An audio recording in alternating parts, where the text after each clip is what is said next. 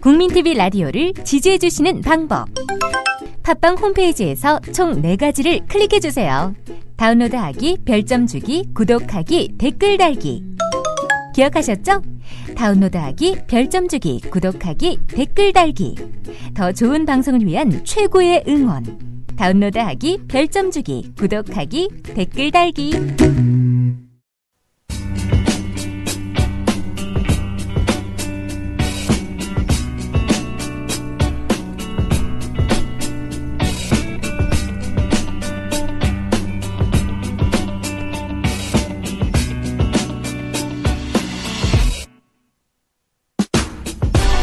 보편적 인권이 가까이에서 실현되도록 시민행동이 이루어지지 않는다면 더 넓은 세계에서의 진보는 불가능할 것입니다. 에리노 루즈벨트 전 유엔 인권위원장의 말씀입니다.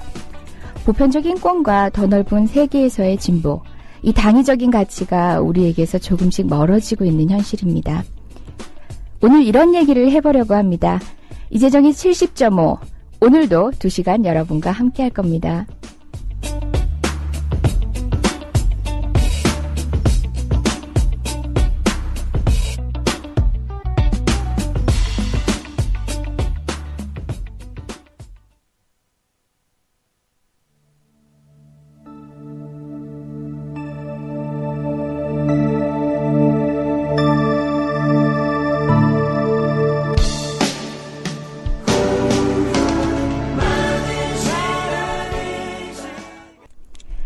네, 오늘도 이재정입니다. 기다리신 분이 있을까요? 저는 일주일을 기다렸어요. 처음에는 낯설고 어색하기만 했던 방송이 이제 기다려지는 시간이 됐어요. 잘하지 못하지만 저한테는 되게 귀하고 설레는 시간이 되어버렸네요. 오늘도 손님을 모시고 가슴 뛰는 시간을 보내볼까 합니다. 손님 모시기 전에 제가 주저리주저리 썰 읊던 거예요. 오늘은 생략하고 금방 손님을 모셔볼까 해요. 소개를 해드리면요. 여러분 스카이 액트라고 들어보셨어요? 서울대, 연고대, 고려대 얘기하는 거 아닙니다. 쌍차, 그리고 K, 강정, 그리고 Y, 용산. 우리 사회에서 많은 관심이 필요했던 그 현장과 관련된 활동을 했던 얘긴데요. 소위 몇 인권 현장에 대한 우리 국민들의 관심을 불러일으키기 위해서 집중된 살리기 운동이었죠. 함께 살자 프로젝트 여러분 기억하시나요? 거기에 중추적인 역할을 했던 우리 천주교 인권위의 김덕진 사무국장 모시고요. 거기에 하나 둘씩 더 더해지고 있는 현장들이 있습니다.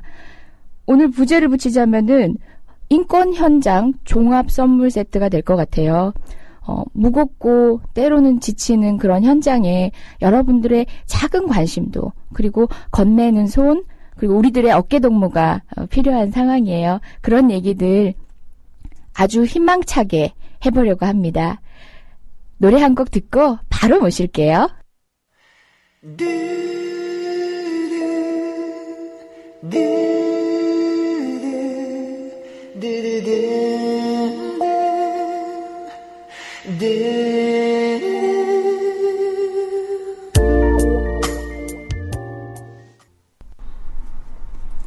노래 듣는 동안 손님이 와 계십니다.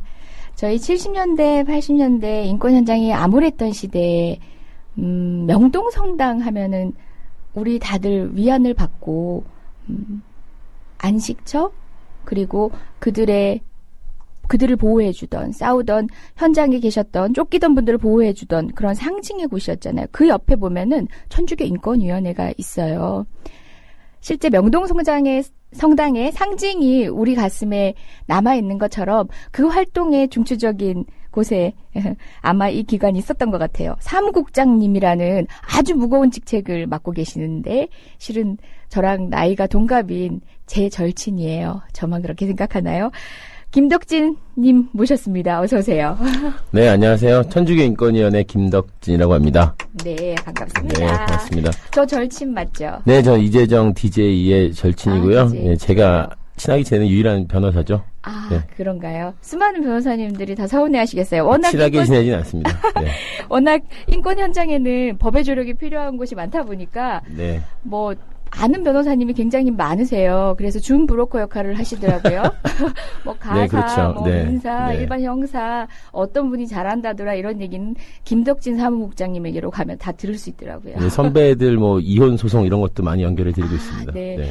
이혼 소송 저도 좀 합니다. 아, 예, 그러시죠. 네, 우리 민변 여자 변호사님들이 다 이혼 소송으로 생계를 유지하고 계시다는 소문이 있죠. 아이고 참 네. 너무 발이 넓으세요. 근데 이혼 소송이 죄송한 말씀입니다만 돈이 돼요. 아, 그리고 그 변호사님들이 여쭤봤더니 이혼 소송이 이제 보통 이제 여성의 편에서 변론하시는데 네. 이게 향후 그 여성의 남은 인생을 결정짓는 매우 중요한 소송이라는 사명감이 있으시더라고요. 아, 실제로. 물론입니다. 예, 예. 실제 우리나라 사회가 이게 인권 얘기를 해야 되는데 지금 변호사 아니, 뭐, 업계 얘기로 중요한 하고 얘기, 있어요. 우리 중요한 업계 얘기입니다. 동종업계 사람을 만나다 보니까 그런데 우리나라 사회가 정신과를 쉽게 찾지 못하잖아요. 그렇죠. 근데 네. 사회적인 그런 갈등 안에 놓인 정서적으로 어려우신 분들이 주로 법률사무소 현장에 계세요. 네. 인근에 계세요. 그런 분들에게는 우리 변호사가 심리 상담, 정신과 그렇죠. 상담 의사 네. 역할까지 해야 된다는 이야기를 들어주시는 예. 것, 중간에 말 끊지 않고 그렇죠. 끝까지 들어주시는 것만으로도 네, 그분들에게 큰 위안이고 맞습니다. 매우 중요한 저는 인권의 현장 중에 하나라고 생각합니다. 네. 전문가세요. 그래서 실은 자랑 좀 하자면 저희 민변의 여성 변호사님들은요. 그런 심리 치료의 과정을 네. 가외로 배우시고 이런 분도 계세요. 정말 훌륭한 변호사님들이시지 그러네요. 않아요? 이재정 변호사님하고 대화를 나누면 예. 저도 늘 그런 마음의 치유를 얻곤 합니다. 아이고 민망하게. 저 말고 다른 훌륭한 선배님들이 그러시다고요. 저희는 오늘 어쨌든 어깨 동무하기 위해서 모였어요. 네. 힘든 현장에 그저 위로의 한마디를 건네기 위해서가 아니라 같이 어깨 걸고 있는 함께 살아가는 우리라는 걸 확인하려고 오늘 모셨어요. 아, 네. 뭐 거창하지만 네, 좋네요. 제가 말을 이렇게 참 잘해요. 네. 말을 참 잘해요. 되게 우리가 좋은 일 하고 있는 것 같아요. 정말 역사적인 어떤 말이라도 액션을 잘하시는 게 얼마나 다행입니까? 말이라도요? 역사적인 뭔가가 이 방송을 통해서 이루어질 것 같아요. 우리 국민들을 조직하기 위해서 이 방송 지금 시작합니다. 설레이는 마음으로 저도 왔습니다. 네. 지난 주말에 촛불 집회 나가보신 분들은 아실 거예요. 국정원 촛불 집회요. 그렇죠. 네. 저녁에, 해지고 난 저녁에 까만 선글라스를 낀 진행자가 아주 인상적이었는데요. 그 선글라스 안에 바로 네. 그분입니다. 주로 사회자로도 집회 현장에서 많이 뵙는데요. 네. 아니, 사회자가 사실은 제일 편해서, 네. 이제 다른 준비하고 이러시는 분들 굉장히 다른 스태프들에 애쓰시잖아요. 비하면? 스태프들이 발동동 구르면서 다음 공연할 사람들 챙기고 다음 네. 말할 사람도 연락하고 이러면서 또 사전에 준비하고 정리하고 이제 힘드신데 사실 저는 사회 보는 게 제일 사실 딱 그 시간만 일하면 되는 거라서 사회를 네. 보시면서 이리저리 다 하시는 것 그래서, 같은데요. 네, 능력자세요, 능력자. 간혹 그런 일을 하고 있습니다. 네. 아마 이 방송을 마치고도 또 이제 저 멀리 제주를 또 가셔야 되고 네, 맞습니다. 네. 대한민국 방방곡곡에 언제 어디서든지 나오는 홍반장 같은 분이세요. 여러분들 희망버스도 기억하시죠?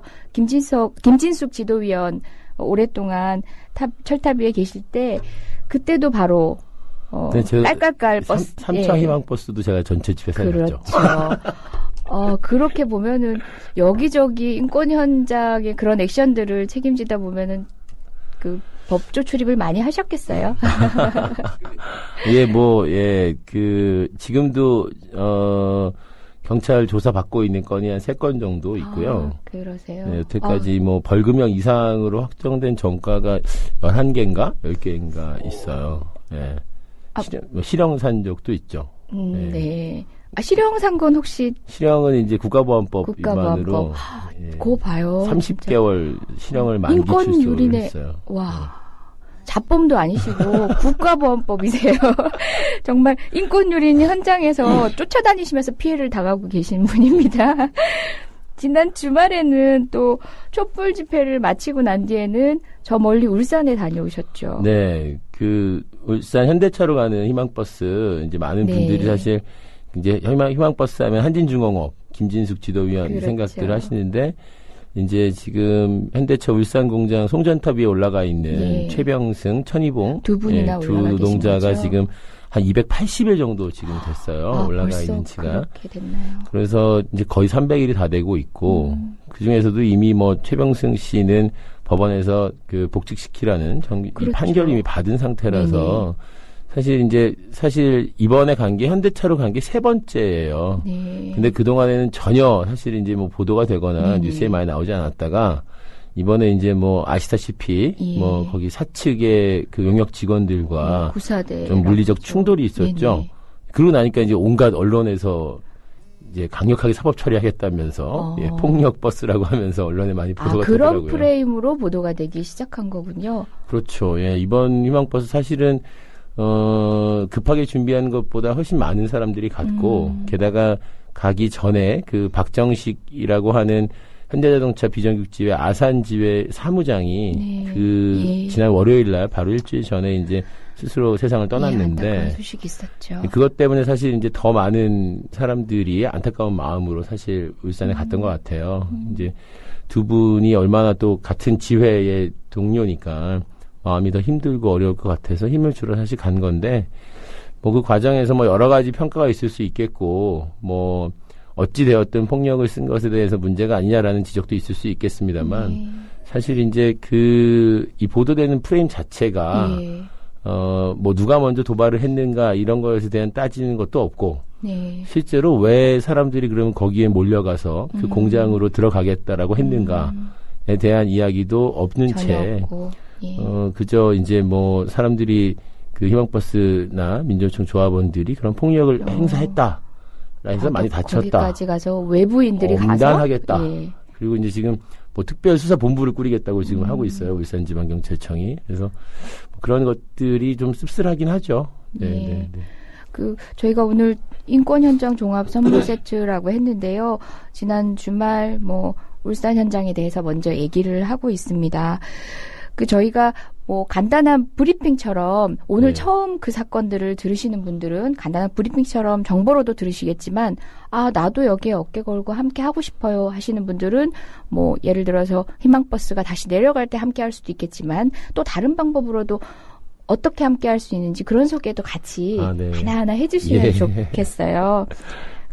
울산 최병승 동지 같은 경우는 지금 대법원 판결문이 확정이 됐는데도. 네, 확정이 돼 있죠. 그래서 회사에서도 이제 최병승 씨는 뭐 복직시키겠다. 정규직으로 뭐 내려오면 계속 이렇게 얘기하는 건데 이제 그 판결 자체가 물론 최병승 씨 개인에 대한 판결이라고 할 수는 있지만 사실상 거기에서 그런 그 불법 그 파견이라든지 실제로 있었던 노동자들 그 수천 명에 대한 판결이라고 사실 보는 거죠. 그렇죠. 그렇게 해서 이제 이것을 최병승 판결을 근거로 해서 나머지 사람들을 다 정규직 전환하는 계기를 마련해야 된다라는 이제 의지를 갖고 계신 거죠. 근데 이게 만약에 최병승 개인에 대한 판결이니까 최병승만 복직시켰다 그렇게 한다면 그럼 지금 해고되는 비정규직 8,000명이 다 그러면 소송을 일일이 해가지고 대법원 판결이 확정되면 그렇죠. 그렇게 해서 뭐 8,000번의 재판을 거쳐야 게다가 이제 대법원까지 가려면 그 세월이 얼마입니까? 그리고 또 그 비용이라든지 이건 사실 말이 안 되는 이야기죠. 그래서 사실 최병승 씨나 천희봉 씨가 지금 갖고 있는 생각은 뭐 자신들 둘만의 일이 아니기 때문에 이 문제에 대한 회사 측의 이제 해결의 의지만 좀 보인다면 대화를 진정성 가지고 하겠다. 또 어떤 방법인지 한번 이걸 논의해보자라는 채널만 만들어진다 하더라도 저는 다른 여지들이 분명히 있을 것이다라고 보고 있는데 지금 그날 보시는 것처럼 한 800여 명의 용역들이 동원됐었거든요. 비용도 만만치 않았을 테고 또 심지어는 경찰이 충돌하지 말라고 했음에도 불구하고 경찰이 자신들이 분리를 시킬 테니 물리적 충돌하지 말라고 했음에도 불구하고 현대차에서 그걸 거부하고 직접 대응을 나섰던 거거든요. 왜냐면 그런 답답한 상황이 있습니다. 그런 이제 많은 사람들이 다치고 그런 현장에서조차도 경찰은 수수방관하고 있다가 이번에 참 기가 막혔는데 사실 저는 이제 내려가서 저는 원래 인권활동가이기 때문에 이제 물리적 폭력을 잘 쓰지 않습니다. 예, 예전에 잘은 쓰지 않습니다. 네. 예, 이제 뭐 그게 저는 무조건 뭐 어떤 물리적 충돌이 있다고 해서 폭력이라고 비난받아야 한다고 생각하지는 않아요. 그것을 폭력을 쓸 수밖에 없는 상황들이 분명히 있는 것이거든요. 근데 오늘은 이번에 어땠냐면 갔는데 갑자기 이제 저 뒤에서 막 이 소화기 같은 그런 분말이 막 피어올라요. 연기 같은 것이. 그래서 이제 사람들이 막 뛰어가 봤는데 정말 그 경찰도 아니고 그 회사 뭐 용역이든 직원으로 보이는 사람들이 정말 거대한 그 호수를 몇 명이 들고서 사람들에게 이렇게 직접 분사를 하는 거예요. 얼굴이고 뭐 몸이고 할 거 없이. 그래서 아니 이 상황이 어떻게 이게 말이 되는가. 저것은 저 분말 자체는 사람에게 뿌리도록 되어 있는 것도 제작된 것도 아니고 그렇죠. 화재를 진압하는 용이거든요. 그렇죠. 그래서 경비업법에도 뭐 변호사님 잘 아시겠지만 실제로 아주 이 단순한 분사하는 이런 뭐 예를 들면 뭐 그 호신용으로 쓰는 그런 어떤 그 아주 분사하는 작은 기구라든지 뭐 방패나 뭐 이런 걸로만 하게 돼 있는데 이번에는 뭐 그렇게 나오는 걸 보면서도 경찰이 거의 한 뭐 30m 밖에서 다 보고 있었음에도 불구하고 거의 한 1시간 반에서 2시간 정도를 방치해 두고 있다가 밤 한 9시쯤 되니까 그제서야 물대포를 쏘면서 이제 이거를 분리시키겠다라고 들어왔어요. 그래서 참 그 광경을 보고 여러 군데 항의도 하고 이렇게 했었는데 뭐 그 자리에 이제 국가인권위원회 뭐 직원들도 와 있었고요. 근데 매우 참 이해가 안 가는 상황이었습니다. 그렇죠. 실질적으로는 뭐 소화기 같은 거 분사하기 위해서 준비했다. 그리고 여러 명이 사람들에게 그걸 무방비 상태의 사람들에게 쐈다. 그 자체로 상해고 그럼 합동해서 상해를 한 거면은 이건 엄청난 죄거든요. 네. 이게 만약에 현행범으로 그쪽을 체포해도 뭐할 현장이고 무엇보다도 그런 충돌의 상황이라면은 경찰 인력이 그 정도로 동원됐다면은 그런 상황을 미연에 방지하도록 그러니까 저는 경찰이 좀 더 빨리 네. 현장에 투입됐다면 맞습니다. 부상자를 더 줄일 수 있었을 테고 그렇게 오랫동안 대치하지도 않았을 것 같은데 그러니까 개입을 할 거였으면 왜 진작에 하지 않았을까라는 그런 안타까움은 있고요.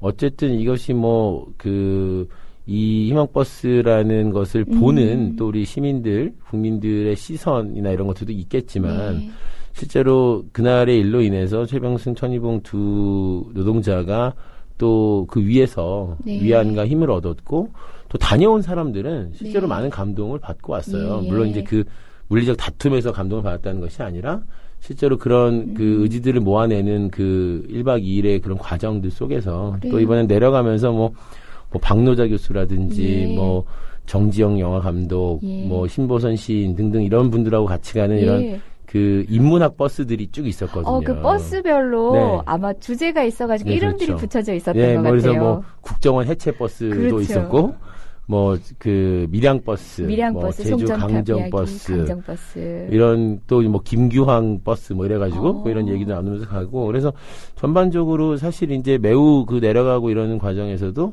더 편안하고 그 많은 이야기를 나눌 수 있는 그런 시간들이었기 때문에 뭐 사법 처리하겠다라고 경찰이 저렇게 나서고 있기 때문에 아마 몇몇 분들은 법적 책임을 질 수밖에 없는 상황이 분명히 있을 것 같긴 해요. 하지만 아마 이걸로 인해서 희망버스가 중단되지는 않지 않을까. 최병승, 천희봉 그 두 노동자가 위에 있는 한은 또 조직해서 가지 않을까 생각합니다. 내려가면서 그런 다양한 이벤트 안에서 배우기도 하고 또 연대 의지를 다지고 가서 또 계신 두 분한테 그렇게 힘주고 온 그런 것들은 다 사라져버리고 그저 그런 현장으로만 국민들한테 기억되고 있는 그 프레임이 너무 저희들이 알고 있기 때문에 저는 거의 갔던 3,000명, 4,000명의 마음속에 있는 것이기 때문에 지금 당장 이렇게 뭐 보수 언론이나 인터넷에서 또는 공권력이 그런 식으로 이렇게 방향을 그렇게 나쁜 방향으로 몰아간다 하더라도 저희는 뭐 그 진정성은 사실 이제 한진중공 희망버스 때도 사실 1차 때 계속 폭도로 몰았거든요.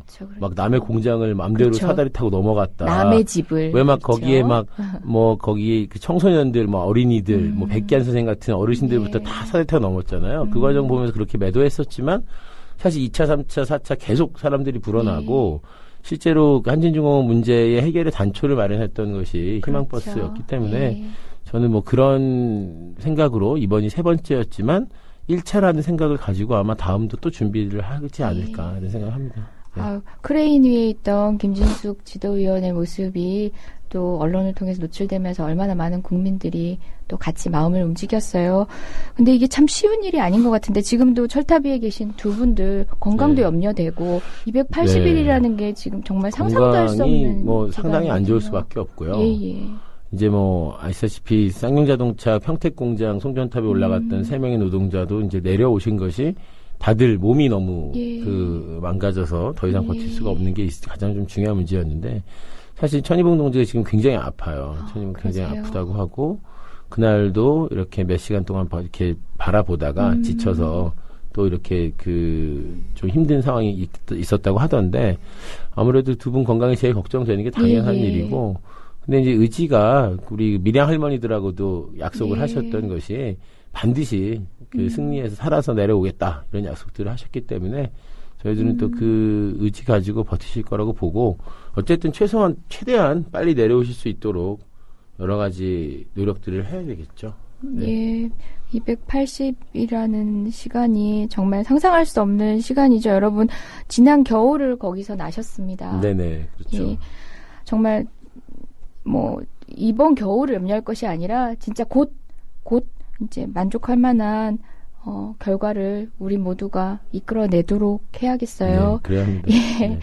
참, 울산 그 현장에는 또 용산 유가족 분들도 같이 가셨다는 말씀 들었어요. 네, 그 용산 유가족들, 또 제주 강정마을의 강동균 이장님, 그리고 또 밀양에서 우리 밀양 할배들께서 또 왕창 오셔서 노래도 불러주시고, 그렇게 했었죠. 그래서 뭐 쌍용자동차 우리 노동자들뿐만 아니라 많은 노동자들도 함께 또 같이 내려갔고요. 네. 참 아픈 현장이지만 이렇게 막 뭉클해지는 그런 이야기들이 그러니까 참 많은 거예요. 처음 시작을 좀 이렇게 무거운 이야기로 해서 사실 이제 저는 아까 이제 말씀하셨던 것처럼 이제 스카이 액트라고 이제 작년 한 해 사실 하반기를 이제 그 스카이 액트 쌍용, 강정, 용산. 근데 이게 이제 딱 그 세 가지 주제만을 우리가 이야기했던 것은 아니고 쌍용자동차는 당시에 정리해고 비정규직 문제의 거의 상징 같은 일이었고 또 강정은 이제 물론 이제 강정이 해군기지 문제가 있긴 하지만 거기에 더불어서 그 파괴되는 그 바다와 그 구렁기 해변에 대한 얘기가 있잖아요. 그래서 사실 이제 뭐 4대강이나 또 요즘에 곳곳에서 벌어지고 있는 이제 또 댐 건설 관련한 이런 것들까지 다 포괄하는 그런 의미가 이제 사실은 있었던 거예요. 상징을 하는 것이고 그 용산 참사는 사실 이제 그 쫓겨나는 사람들. 그렇죠. 지금도 계속 뭐 재개발 뉴타운이 뭐 서울시가 다시 정책을 바꾼다고 하지만 여전히 쫓겨나는 사람들이 있고 농성하고 있는 사람들이 있어서 이제 그분들을 대변하는 걸로 이제 스카이 액트라고 이름을 참 잘 지었다고 칭찬받았는데 백기환 선생님한테 정말 혼났어요. 왜 영어로 하냐고. 영어로 이름 썼다고 해가지고 그래서 처음에 아까 말씀하신 것처럼 그 서울대 연대 뭐 고대 이 스카이 대학에 이거를 다 생각하게 된다. 그 프레임을 넘기 어려울 것이다라고 이제 하셨었는데 어쨌든 저희가 전국 순회하고 또 마지막에 이제 강정에서 서울까지 한 달 넘게 올라오는 생명평화 대행진을 하면서 전국에 있는 그 투쟁 현장들을 돌아다니면서 이제 그 확실하게 이야기들이 되고 있구나. 지역에서 이 사람들이 관심 받고 있구나라는 걸 알게 됐죠. 그 전국적으로 스카이 액트를 하면서 뭐 어디 찍고 해서 투쟁 현장 안 돌아다니신 곳이 없었던 것 같아요. 저희가 투쟁 현장을 한 50군데 정도를 다녀왔고요. 도시가 35개 도시. 와, 얼마의 기간 동안 몇 명이 40일 정도였었는데요.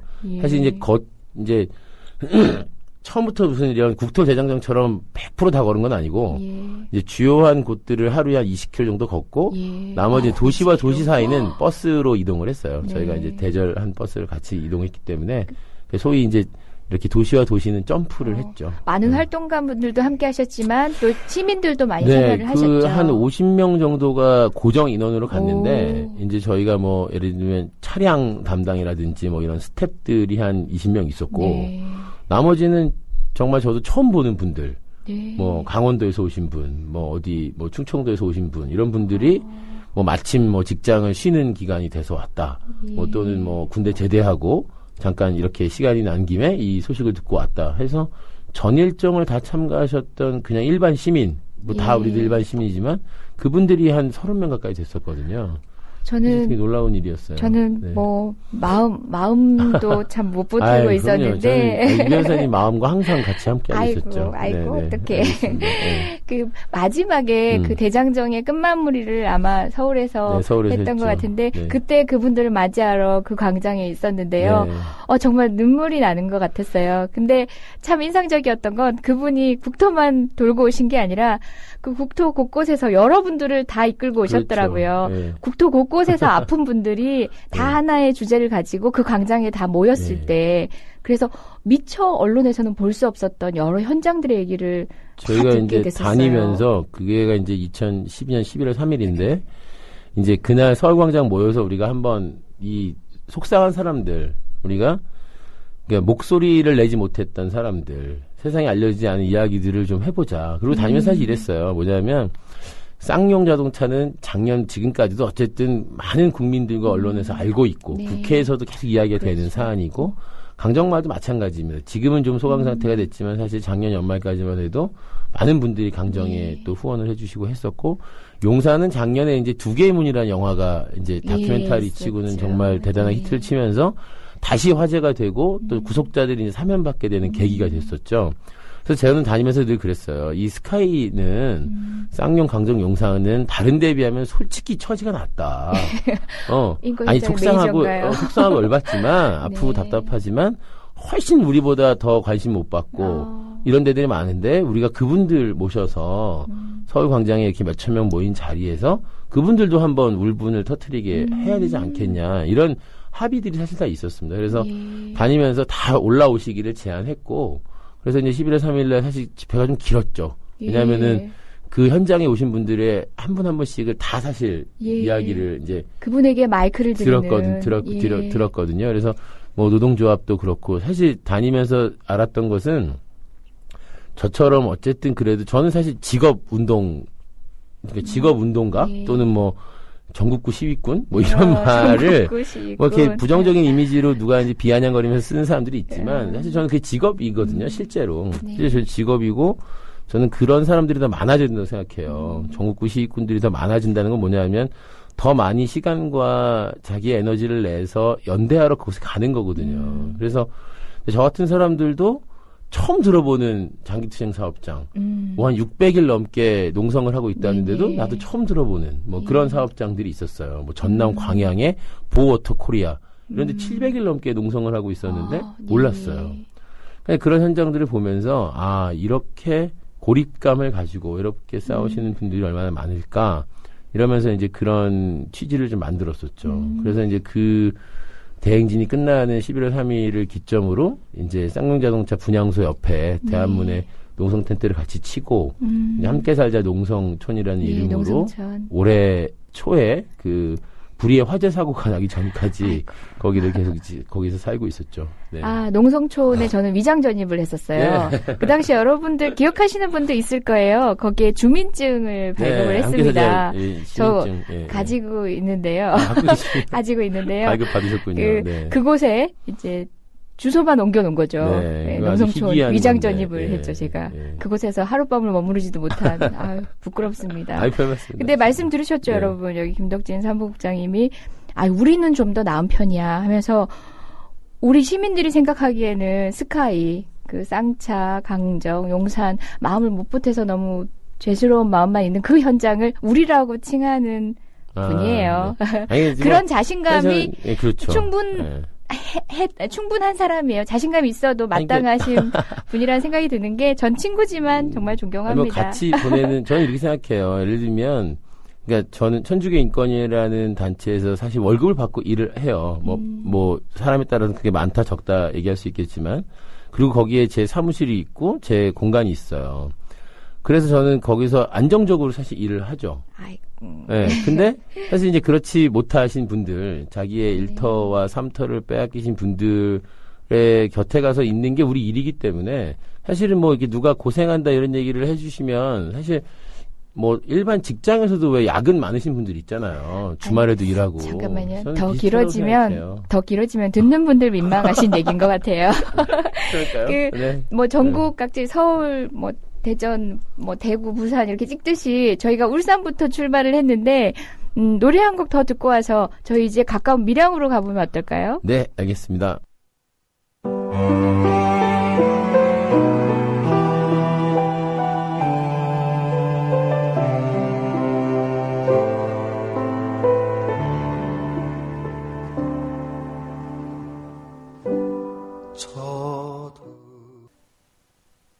노래 듣는 동안 우리 친절한 효진 씨께서 그 방송 관련 가이드를 저기 여기 앉아 계신 게스트분 천주교 인권위의 사무국장님께 주셨어요.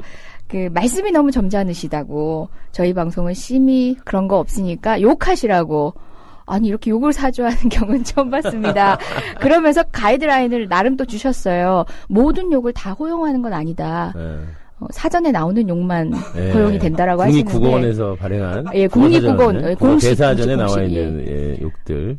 그 욕들은 어떤 욕인가요 주로? 뭐 개의 자식 뭐 이런 게 있겠죠. 개 자식이 욕인가요? 그러니까 뭐 그런 비슷한 욕이 있을 것 같은데. 네네네. 이 변호사님께서 먼저 해보실래요? MC니까. 아유 이것도 하던 사람이나 하지.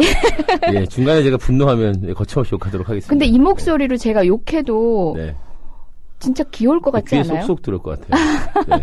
현장에서 아마 들으면. 근데 제가 현장에서는 솔직히 얘기하면 욕을 몇 번 해본 적 있어요. 많이 하셨죠. 저희 인권침해 감시 활동을 가끔 민변 변호사님들 나가시는데 뭐 물론 이제 경찰분들 고생하시고 전경 어린 친구들 가슴 아프거든요. 열악한 환경에서 그렇게 놓여 있다는 게. 그렇지만 위법한 체포 현장에서는 정말 욕이 튀어나와요. 변호사인데 법으로 얘기할 수 없는 현장이 있어요. 그렇죠. 그땐 정말 저도 욕이 튀어나와요. 제가 유일하게 욕을 해본 현장은 그런 위법한 체포 상황과 전 남자친구하고 싸워서 헤어지던 순간. 그 두 순간은 욕 한번 엄청 해봤습니다. 여러 번 욕을 하셨겠네요. 많이 헤어지신 걸로 알고 있는데. 숱하죠. 숱하게 헤어지신 걸로 알고 뭘 있어요. 아는 척을. 실명 얘기 됩니까? 여기서? 자, 여기는 밀양 현장입니다. 여러분 울산에서 막 밀양으로 오셨습니다. 아우, 뜨거워. 네. 이제 밀양은 이랬어요. 저희가 이제 스카이 액트로 하면서 가장 먼저 생각났던 것이 이제 밀양이었어요. 왜냐하면 밀양 그 할머님들의 투쟁을 이제 뭐 언론으로 보고 뭐 이런 SNS로만 접하면서 사실 이제 그 전에 이제 탈핵 희망버스 이런 식으로 해서 이제 몇 차례 방문한 적은 있었습니다만 이제 직접 결합을 못했었는데 그래서 이제 그 밀양은 반드시 가야 된다. 우리 순회하는 과정에서. 근데 이제 밀양의 송전탑 건설 반대하시는 분들이 있는데 그거 좀 위에 경상북도 가면 또 청도라는 그 곳이 있는데 청도 소싸움으로 유명한 그렇죠. 소싸움으로 유명한 곳인데 거기는 지금 밀양보다 훨씬 공사가 많이 진행된 상태의 송전탑을 또 맡고 있는 또 할머니들이 계셨어요. 그래서 제가 청도 밀양을 이제 다녀서 돌아서 서울에 올라오면서 함께 살던 농성촌을 꾸리면서 이 핵발전소 문제를 왜 송전탑 문제는 핵발전소 문제랑 떼야 뗄 수가 없는 문제거든요. 그래서 송전탑 문제와 핵발전 문제를 이렇게 우리가 놓고 갈 수 없겠다라고 해서 사실은 거기에 탈핵 운동을 같이 결합시켜서 사실 농성을 시작할 때부터는 스카이 N N은 스카이 이제 N. 뭐 뒤늦게 뉴클리어 그렇죠. 뒤늦게 N이 붙어서 스카이 N으로 이제 이렇게 그 이름을 바꿨죠. N은 뭐의 약자죠? N은 뭐 뉴클리어 뭐 이런 거죠. 노 뉴클리어인가? 뭐 그런 건데. 그래서 이제 그렇게 되면서 사실은 이제 저희가 뭐 강원도 골프장 문제라든지 또 지리산 댐 건설 반대 현장 이런 데를 사실 다 찾아다니면서 이제 이렇게 찾아가야지만 볼 수 있는 곳들이 너무나 많이 있다는 거. 그리고 그곳에서 정말 소수지만 이렇게 싸우는 사람들이 많다라는 것을 느끼게 됐었고, 특히 이제 밀양에서는 그 할머님들의 사시는 곳을 가봤을 때, 거의 가구 수들이 얼마 안 되는 곳이에요. 산 거의 중턱에 있는 마을들이고, 진짜 평화롭게 정말 그 할머니들 사시는 곳이었는데, 송전탑 건설 때문에 사실 이제 이 7, 8년 동안 정말 마을에 정말 큰 사단이 난 거죠. 저는 거기서 두 가지를 생각했었는데 뭐냐 하면 이 할머니들이 그렇게 사시면서도 그렇게 전기를 아껴요. 거기서. 막 그 마을에 가는 뭐 이런 데도 항상 불을 이렇게 늘 끄시고. 우리 어르신들 그렇잖아요. 어디 가나. 근데 왜 이 할머니들은 이렇게 사실 그리고 전기를 얼마 쓰지도 않아. 네. 그리고 집에 무슨 세탁기 없는 집도 있고 막 이러거든요. 근데 사실 이 대도시에서 쓰는 전기죠. 사실 네. 핵발전소에서 만들어 쓰는 전기는 대부분 이제 지금 밀양을 거쳐가는 거는 이제 뭐 변전소로 이제 가는 이제 그 루트인데 그게 다 거기서 이제 전환해가지고 전화 변경해서 다 뭐 대구나 뭐 이런 네. 큰 도시로 갈 거예요, 분명히. 근데 이 대도시 사는 사람들이 솔직히 좀 흥청망청 전기를 쓰죠. 예. 지역에 계신 분들에 예. 비해서는. 그 사람들의 전기 쓰게 하기 위해서 자기 평생 살던 집, 자기 평생 응생 짓던 밭 이런 데다가 송전탑을 짓고 거기 그 밑에서 그 고압 전류 흐르는 그 밑에서 나머지 여생을 살아야 된다라는 것이 되게 사실 정말 아이러니하고 참을 수가 일이네요. 없는 일이었던 것 같아요. 네네. 그러면서 이제 정부나 한국전력 측의 온갖 이제 문서들이 이제 공개되고 봤을 거 아니에요. 예. 거기에 이런 게 있었어요. 이런 송전탑이나 핵발전소는 이 주민들이 반대하는 일이 많다. 이거를. 그렇기 때문에 어떤 곳에 가야 이게 어떤 곳에 지어야 하느냐 이런 가이드라인 같은 게 있는데 뭐냐면 인구수가 적고 소득 수준이나 경제 수준이 낮고 교육 수준이 낮은 사람들이 사는 곳에 가야 된다는 거예요. 그래야지만 어떤 말도 하지 이 못할 보상금이나 사람들. 이런 걸로 그냥 이게 정리가 된다. 이런 식의 이제 그게 있는 거예요. 근데 그거를 정말 보고서는 진짜 문서로 된 가이드라인에 그쵸. 그런 내용이 네. 딱 있었다는 거죠. 이거는 정말 사실일 수도 있고 그게 하나의 여러 가지 이유 중에 입지를 선정하는 뭐 여러 가지 이유 중에 하나일 수도 있었겠지만 이런 식의 논리로 이런 이 국책 사업이라고 하는 것들이 네. 진행된다면 이거는 정말 막아야 한다. 그리고 주민들이 어쨌든 끝까지 싸우시겠다. 여기에다 송전탑 짓는 것을 용납할 수 없다라는 마음이 조금이라도 변하시고 흔들리게 되면 모르겠지만 너무나 단단하게 마음을 갖고 계시기 때문에 이 싸움은 끝까지 연대해야 된다라는 생각을 강하게 하게 됐죠. 그 가이드라인 그 문서에 명시적으로 적혀 있어서가 아니라 뭐 이런 식의 사업 진행 자체가 모든 개발 논리, 그렇죠. 이 성장 논리 자체가 맞아요. 늘 다수의 이익을 위해서 가장 약한 소수들은 희생할 게 수밖에 없다. 희생이 네. 마땅한 것인 양 희생을 네. 강요하는 그런 논리 안에 있죠. 그게 뭐 한국 사회가 경제 성장해온 동력이라고 착각하는 사람들이 예, 되게 예. 많고 왜곡하는 사람들이 있죠. 예를 들면 뭐 박정희 대통령 시절에 경부고속도로를 짓는데 그 고속도로 노동자들이 뭐 몇십 명이 죽었다. 네. 이런 것이 너무나 참혹하고 말도 안 되는 일임에도 불구하고 마치 그게 경제 발전을 신속하게 이루어낸 어떤 그런 무슨 성과물 중에 하나인 것처럼 그런 위령탑 하나로 네, 모든 그렇죠. 것을 보상하고 우리는 이렇게 추앙한 고생해서 것처럼. 이렇게 예. 고생해서 이 미래 세대들을 위해서 우리가 희생했다라는 그런 말도 안 되는 그런 논리들을 형성하는 거라고 저는 생각해요. 어느 현장이든 다 통하는 말씀을 한 것 같아요. 어느 인권 그렇죠. 현장이든. 그래서 그것을 개발 거기서 독재 그렇게 싸우는. 확인하고 나니까 아 그동안에 그랬구나. 그동안에 이런 그 대규모 사업들이 진행될 때는 그래서 이렇게 늘 빼앗기고 쫓겨나는 사람들은 가난한 사람들, 뭐 나이 든 사람들 또는 뭐 더 힘든 처지에 있는 사람들이 늘 또 쫓겨나고 또 이렇게 짓밟히는구나라는 생각을 그날 좀 확실하게 다시 느꼈던 것 같아요. 우리 어르신들이 중장비 앞에서 들어놓 계시고 또 뭐 경찰 인력들에 끌려나가고 옷도 딱 보시고 그래요. 그런 사진들 했는데 누드시 하셨던 거 말씀하시는 거죠. 대단하시죠. 그러시다가 잠시간 어쨌든 뭐 소강 상태였었어요. 네. 근데 지금 또 다시 이제 지금 추진하려고 하는 상황이죠. 상황에 대해서 우리 청취자분들께 간략히 설명 한번 밀양 주시겠어요? 송전탑 문제가 계속 이제 첨예하게 대립하면서 한전이 이제 공사를 밀어붙였죠, 5월달에. 네. 강행을 막 하면서 이제 할머니들이 아까 말씀하신 대로 막 쓰러지시고 병원 실려 이러면서 여론이 굉장히 안 좋아졌어요. 네. 그래도 그 70, 80 된 할머니들을 사실 그 젊은 건장한 용역들이 가서 드러내고 뭐 하는 이런 모습들이 사실은 국민 정서에 당연히 반하는 거라고 생각했겠죠. 그래서 이제 뭐 정부가 개입해서 국회 안에서 뭐 40일 동안 여기에 대한 전문가 협의체를 만들어서 네. 대책을 마련했다고 했죠. 그래서 주민 추천 3명, 뭐 정부 추천 3명, 여야 1명씩 뭐 이렇게 해서 9명 협의체를 꾸렸는데 그 협의체에 사실 들어가 있는 전문가, 뭐 그러니까 주민들이 추천한 전문가들도 마찬가지인데, 이게 우리 사회에서 이런 분야의 전문가들이 많지도 않을 뿐더러, 그 전문가들이 다 사실은 먹고 사시거나 연구를 하실 수 있는 그 자금과 동력은 정부 아니면 한전 이런 데서 나오는 거지. 사실 주민들이 해주는 건 없는 거거든요. 아니, 핵 전문가가 그쵸. 흡사하고 똑같은 그럼요. 거죠. 핵 전문가가 네. 핵발전소 문제에 대해서 우리들의 목소리를 대변 못했던 그때 상황하고 똑같은 거죠. 그분들이 사석에서 만나서 식사하면서는 이거 문제 있어라고 얘기하지만 그럼 선생님 이름으로 의견서 한 장 주실 수 있습니까? 라고 했을 때는 다들 난감해하는 상황이 오는 거거든요. 네네. 마찬가지로 이번 밀양에서 그러니까 이번에도 그 협의체 구성에서도 거의 한전의 주장이 거의 그대로 반영되다시피 한 그 보고서가 채택되려고 해가지고 그 할머니 할아버지 또 올라오셔가지고 국회에서 그걸 사실 채택을 막으셨고 그래서 지금 일단은 그 전문가 협의체는 이제 임기가 끝났지만 한전에서는 7월 달 안에는 공사를 재개하지 않겠다라고 얘기는 했어요. 한전 사장이.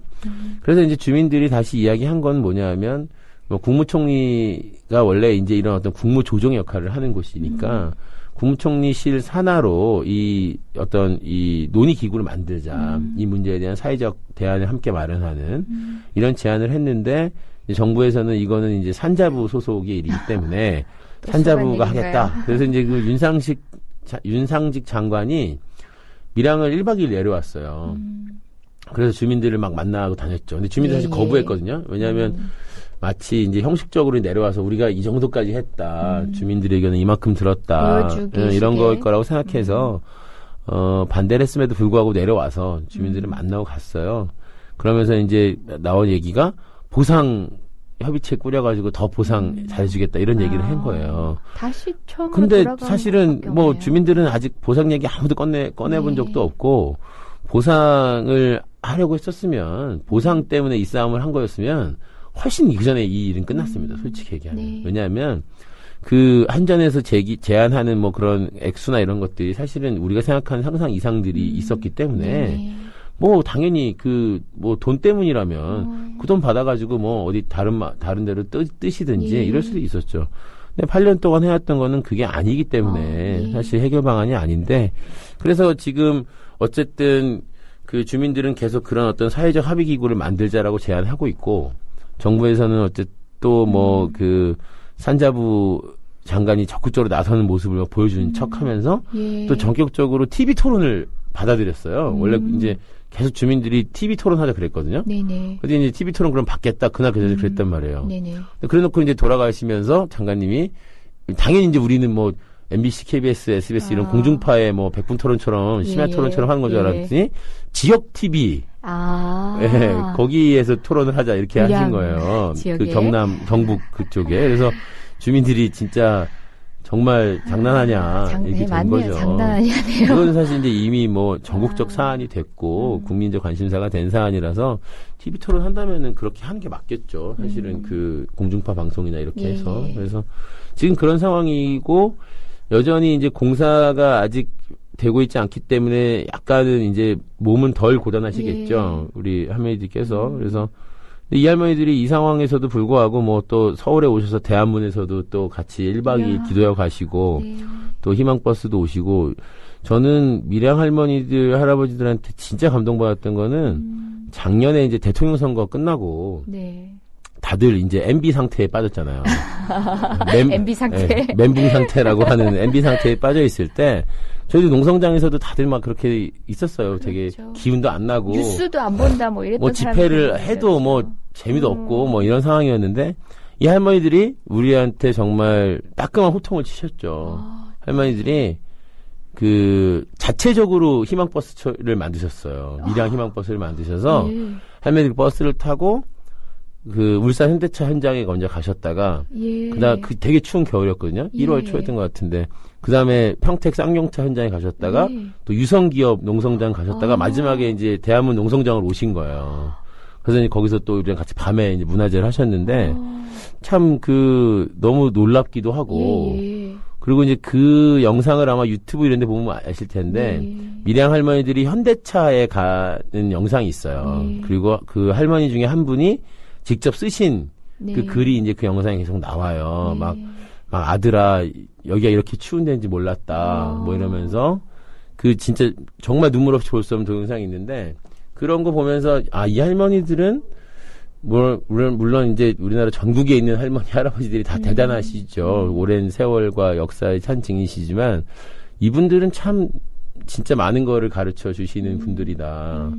대단한 모습들을 봤고 그래서 노동자들도 또는 다른 이 시민사회나 시민들도 밀양에 못 간 거 늘 미안해하고 갈 일이 생기면은 꼭 가는 거. 그리고 이제 이분들이 그 삼성동 한전 본사 앞에서 한 달 넘게 농성하셨는데 노동자들의 연대가 끊이지가 않았어요. 정말 하루도 빈날이 없을 정도로 쌍용자동차뿐만 아니라 이런 분들이 가서 연대했던 것이 아마 이 할머니 할아버지들이 보여주신 그 연대의 어떤 이런 거구나라는 게 우리가 글이나 뭐 이야기로 이렇게 연대가 뭐야라고 고민했던 것을 저는 이렇게 보여주신 분들이라서 더 대단하다는 생각을 사실 갖고 있습니다. 얘기를 들으면서 뭐 가만히 보면 그분들은 어쨌든 보상이라고 한다면은 그 일반적인 자본주의적인 시각에서 본다면은 아니 그 돈을 받아가서 훨씬 더 이득이 될 수 있는 상황이기도 하죠. 물론 그분들이 자고나란 그 터전의 가치에는 비할 수 없겠지만 자본주의적 가치를 따져본다면은 그럴 수 있음에도 불구하고 그분들은 어떻게 보면은 그 현장의 그 싸움에 우리가 연대하는 게 아니라 그분들이 우리의 대표적인 가치를 위해서 그 현장에서도 싸워주고 계신다는 느낌이 들어요.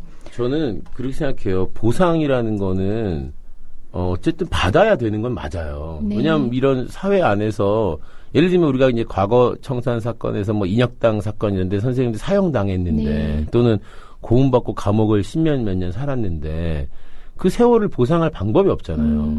그러니까 사실 이제 그런 이제 국가 배상을 통해 가지고 이제 물질적 보상을 하죠. 저는 그건 너무나 당연한 일이라고 생각하거든요. 근데 이제 아직 우리나라 사회에서는 그런 거를 마치 주장하면 여전히 뭐 돈을 뭐 요구하거나 밝히는 것처럼 생각하는데 저는 그렇게 생각하지는 않아요. 근데 이분들도 저는 나중에 어떻게 이 결과가 되든 보상 당연히 해야죠. 이분들한테.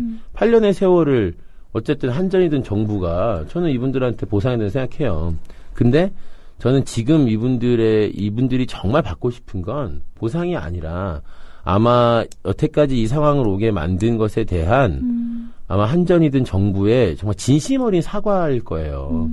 우리가 처음에 시작을 이렇게 우리 맘대로 주민들의 의견도 충분히 듣지 않은 채 힘으로 밀어붙이려고 한 것에 대해서 진심으로 정말 사과하고 지금부터 다시 한번 방법을 찾자라고 하면 아마 그 진정성을 할머니들이 확인하신다면 아마 여러 가지 상황에서 더 유연한 대화가 오갈 수 있을 텐데 뭐 흔히 말하는 정부나 뭐 이런 대기업들은 그런 사과를 안 하죠. 이게 항상 저는 문제라고 생각해요. 뭐 늘 수치로 성공과 실패를 얘기하는 사람들의 그런 가치 판단 수준에서는 상상할 수 없는 걸지도 모르겠다는 저는 그래서 늘 드네요. 보상 얘기 하시는 이제 그렇게 이제 인터넷이나 이런 데 보면은 다 뭐 돈 더 받으려고 이렇게 얘기하거든요. 용산 참사 났을 때도 그랬어요. 용산 참사 났을 때 제가 그 대정부 협상 담당자였었는데 그 협상을 할 때도 물론 당연히 보상을 받았어요. 왜냐하면 사람도 죽고 거기서 얻은 피해들이 굉장히 많았기 때문에. 근데 협상이 이제 12월 30일 날 새벽에 이제 협상이 끝났는데 그 보상금에 대한 협상은 이미 끝나 있었어요. 이미 한 일주일 전에 이미 다 합의가 끝나 있었고 마지막까지 일주일 동안 합의를 못했던 게 뭐였냐면 국무총리의 사과를 우린 요구했거든요. 정부의 사과. 그것도 이제 원래는 이명박 대통령 사과를 했다가 대통령이 뭐 이렇게 개별 사안에 대한 사과를 하는 것이 전례가 없다라는 뭐 얘기해서 그러면 우리는 총리 정도는 사과를 받아야 된다. 왜냐하면 총리가 어쨌든 대표 수반이기 때문에. 근데 이제 그걸 합의하는데 며칠. 그 다음에 이 사과문에 나오는 용어 가지고 이제 싸우는데 한 이틀 걸렸어요. 그러니까 정부에서는 용산 사태 이렇게 쓰기를 원했고 우리는 용산 참사 이거 가지고 이틀을 싸웠어요. 그래서 결국 이제 용산 화재 참사로 합의를 봤는데 그 사람들은 모르죠. 그 우리가 중요하게 가치를 놓고 싸웠던 것이 그 액수 뭐 돈 1,000만 원, 2,000만 원 더 받는 보상은 이미 사실 그거는 아주 진작에 되게 그 통 크게 끝나 있었던 것이고 그 이후가 훨씬 더 많은 얘기들이 있었는데 그러니까 저는 그럴 때 늘 이제 뭐 답답하기도 하고 때로는 억울하기도 한데 뭐 그걸 또 구구절절히 또 다 밝히고 뭐 반박해봐야 예. 그 진정성을 그분들이 바로 이해해 주시는 것도 아니라서 사실 넘어가는데 진짜 보상은 당연히 저는 돼야 되는 건데 네. 보상 때문에 저렇게 싸우고 있다? 저는 그거는 보상만을 원했으면 다 진작에 투쟁 접고 정리할 수 있습니다. 그들의 상상력에 부재라는 생각도 들지만 한편으로는 알면서도 뭐 그런 각오로 매도해야 될 필요성에서 그러고 있다는 생각도 그렇죠. 들어요. 네, 그럴 수도 있겠죠. 여담인데 저 이명박 대통령이 제 의뢰인이셨는데요. 아 그래요? 기억하시잖아요. 무슨 건이요? 아마 브로커셨는데 저 소개시켜 주셨잖아요. 예. 이명박 대통령을 제가 소개시켰다고요? 예, 오세훈 그때 당시 시장님하고 이명박 대통령이 아마 변호인이 필요하셨나 봐요. 네. 그래서 여기 계신 김덕진 사무국장님께서 아까 말씀드렸다시피 법조인을 많이 알고 계세요. 그래서 브로커 역할을 부얼부얼 하시는데 저 이명박을 모르는데. 저보고 변호를 해달라고 해가지고 정말? 용산 시민법정에서 기억하시죠? 예, 국민법정, 그러니까 시민법정 우리 그랬죠. 예, 맞아요. 그때 이명박 변호하셨죠. 그렇죠. 너무 잘해가지고 이명박 변호를 그때. 저는 무죄 날 줄 알았어요, 그분. 저희가 그 용산 때 국민법정이라고 이제 하도 이 재판이 개판으로 흘러가니까. 그렇죠. 사법부에는 기대할 게 없었어요. 그래서 그때 아마 이재정 변호사님하고 박주민 변호사가 이명박 쪽이었나요? 장경 변호사였나요? 아니요. 저하고 박주민 변호사 둘이서 우리 두 분을 이명박 변호를 했죠. 오세훈을 이제 변론하셔가지고 국민법정을 제가 인터넷 생중계하면서 정말 많은 사람들이 모여서 했어요. 한 몇백 명 모여서 명동에서 했는데 다들 이러는 거예요. 쉬는 시간 나오면서 야, 저 변호사 왜 이렇게 변호를 잘해? 이명박 변호를 너무 잘하는데. 야, 무죄 나왔으면은 저 청와대로 성공보수 받으러 가려고 그랬어요. 착수금은 없었어도. 네, 근데 다행히 배심원들께서 우리 이 변호사님의 화려한 언변에 안 넘어가시고 원칙적인 판단하셔가지고 이제 그 법정에서는 이명박 유죄가 나왔죠. 그렇죠. 근데 저는 이 말씀은 드리고 싶어요. 시민법정 이러시면 사람들은 모의재판이라고 생각하기 쉬운데요. 그 시민법정이라는 게 통상의 모의재판이나 어떤 연극이 아니라요. 실제 쌍방이 어떤 주장을 가지고 어떻게 할 건지를 몰라요. 그래서 저는 그 순간만큼은 마음은 내키지 않지만 정말 내가 범죄에 동의는 할 수 없지만 이 사람을 변호한다는 마음으로 해보자는 생각을 해서 그 박주민 변호사하고 거의 밤을 새서 자료들을 분석을 하고 정말 치열했죠. 영상들을 분석을 해서 정말 법리적으로라도 이 사람을 면책시켜줄 그러니까 무죄로 만들어줄 게 뭐가 없을까 하고 그 사람을 위해서 며칠 밤을 고민을 했어요.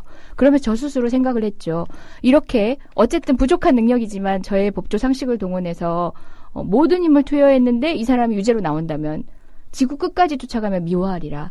다만 이 순간만큼은 이들을 위해서 내가 법리 구성을 해보겠다. 그런 마음으로 했던 법정이었어요. 아니 정말 그때 열심히 준비하셨던 거 알고 그거를 아마 이명박 대통령이 잘 몰랐던 것 같아요. 그때 알았으면 그렇게 성의 있게 변호해준 거 알았으면 아마 조만간 이제 호출이 있나요? 국정원 사건이나 이런 거를 분명히 법정에 서지 않겠습니까? 그때 혹시 저 백서 찾아보시면 있습니다. 저 아주 훌륭한 변호사입니다. 연락 주세요. 우리 대한문에서 미사 매일 하시는 지금도 이제 매일 6시 반에 대한문에서 매일 미사가 있어요. 100한 5일째 지금 미사가 하고 있는데 매일 한 100여 명씩 모입니다. 근데 쌍용자동차랑 강정이랑 이제 밀양 이런 이야기를 주로 하는데 거기서 한 신부님이 그랬어요. 그 유명한 라이온킹 신부님이라고 이제 김인국 신부님이 뭐라 하시냐면은 우리 당분간은 경찰들 좀 그만 미워하자.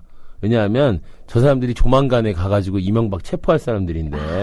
조만간 가서 조만간 사람들인데. 그때까지만 우리가 덜 미워하자. 이런 얘기를 하셨는데 아니 실제로 이명박 전 대통령께서는 법정에 서셔야 할 일이 분명히 있을 것 같아요.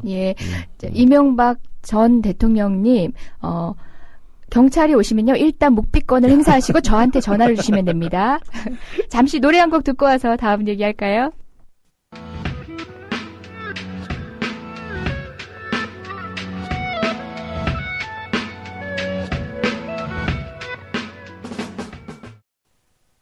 네, 여러분은 지금 이재정의 70.5 함께하고 계십니다. 천주교 인권위원회 사무국장 김덕진 님께서 나와 계신데요. 제 절친입니다.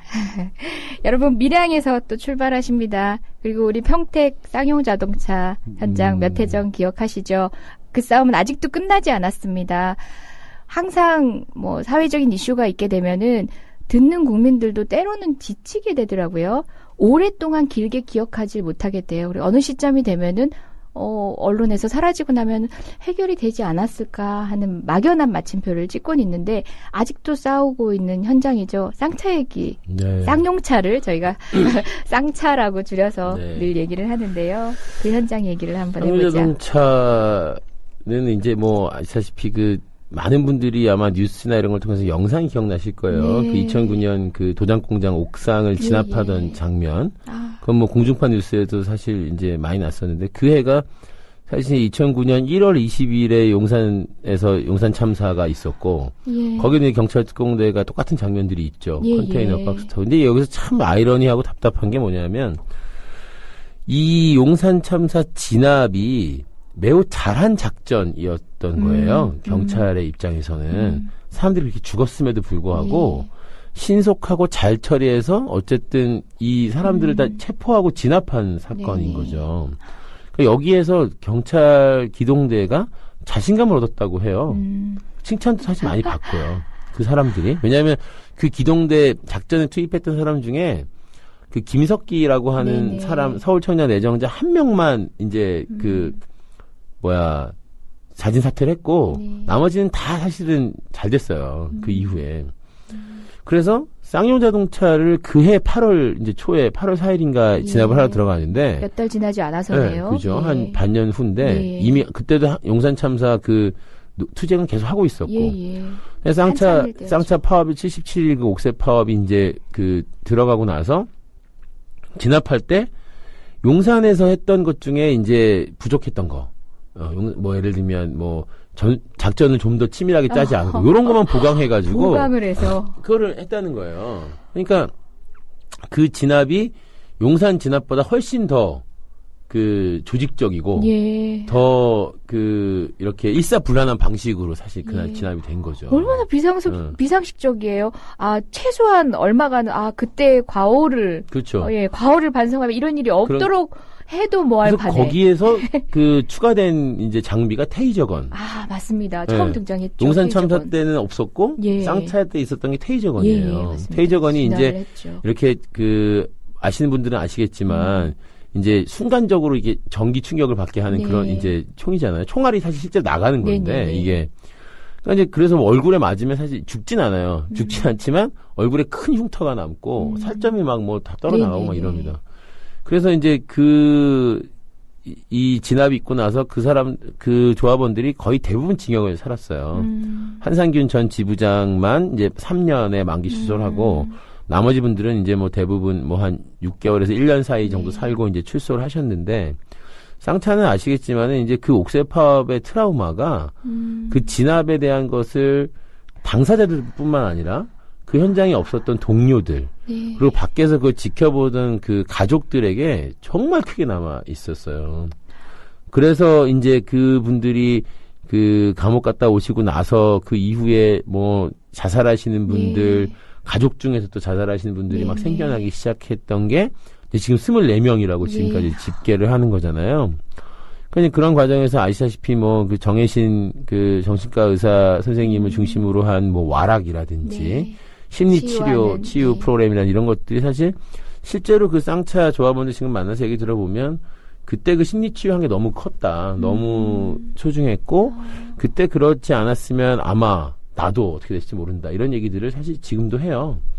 그러니까 그거는 그만큼 그동안에 이 노동자들의 투쟁을 노동자들이 알아서 하는 투쟁으로 사실 우리가 이렇게 방치해 두다가 쌍용자동차의 그 옥새 파업 이후에에서는 이 사회가 이들과 소통해야 되고 이들의 이야기를 들어주고 같이 해결책을 찾아야 되는구나라는 그걸 저는 본격적으로 시작하게 된 게 쌍차가 아니었나. 그래서 이제 쌍차가 22번째 희생자가 발생하고 나서 대한문에 이제 분향소를 차렸죠.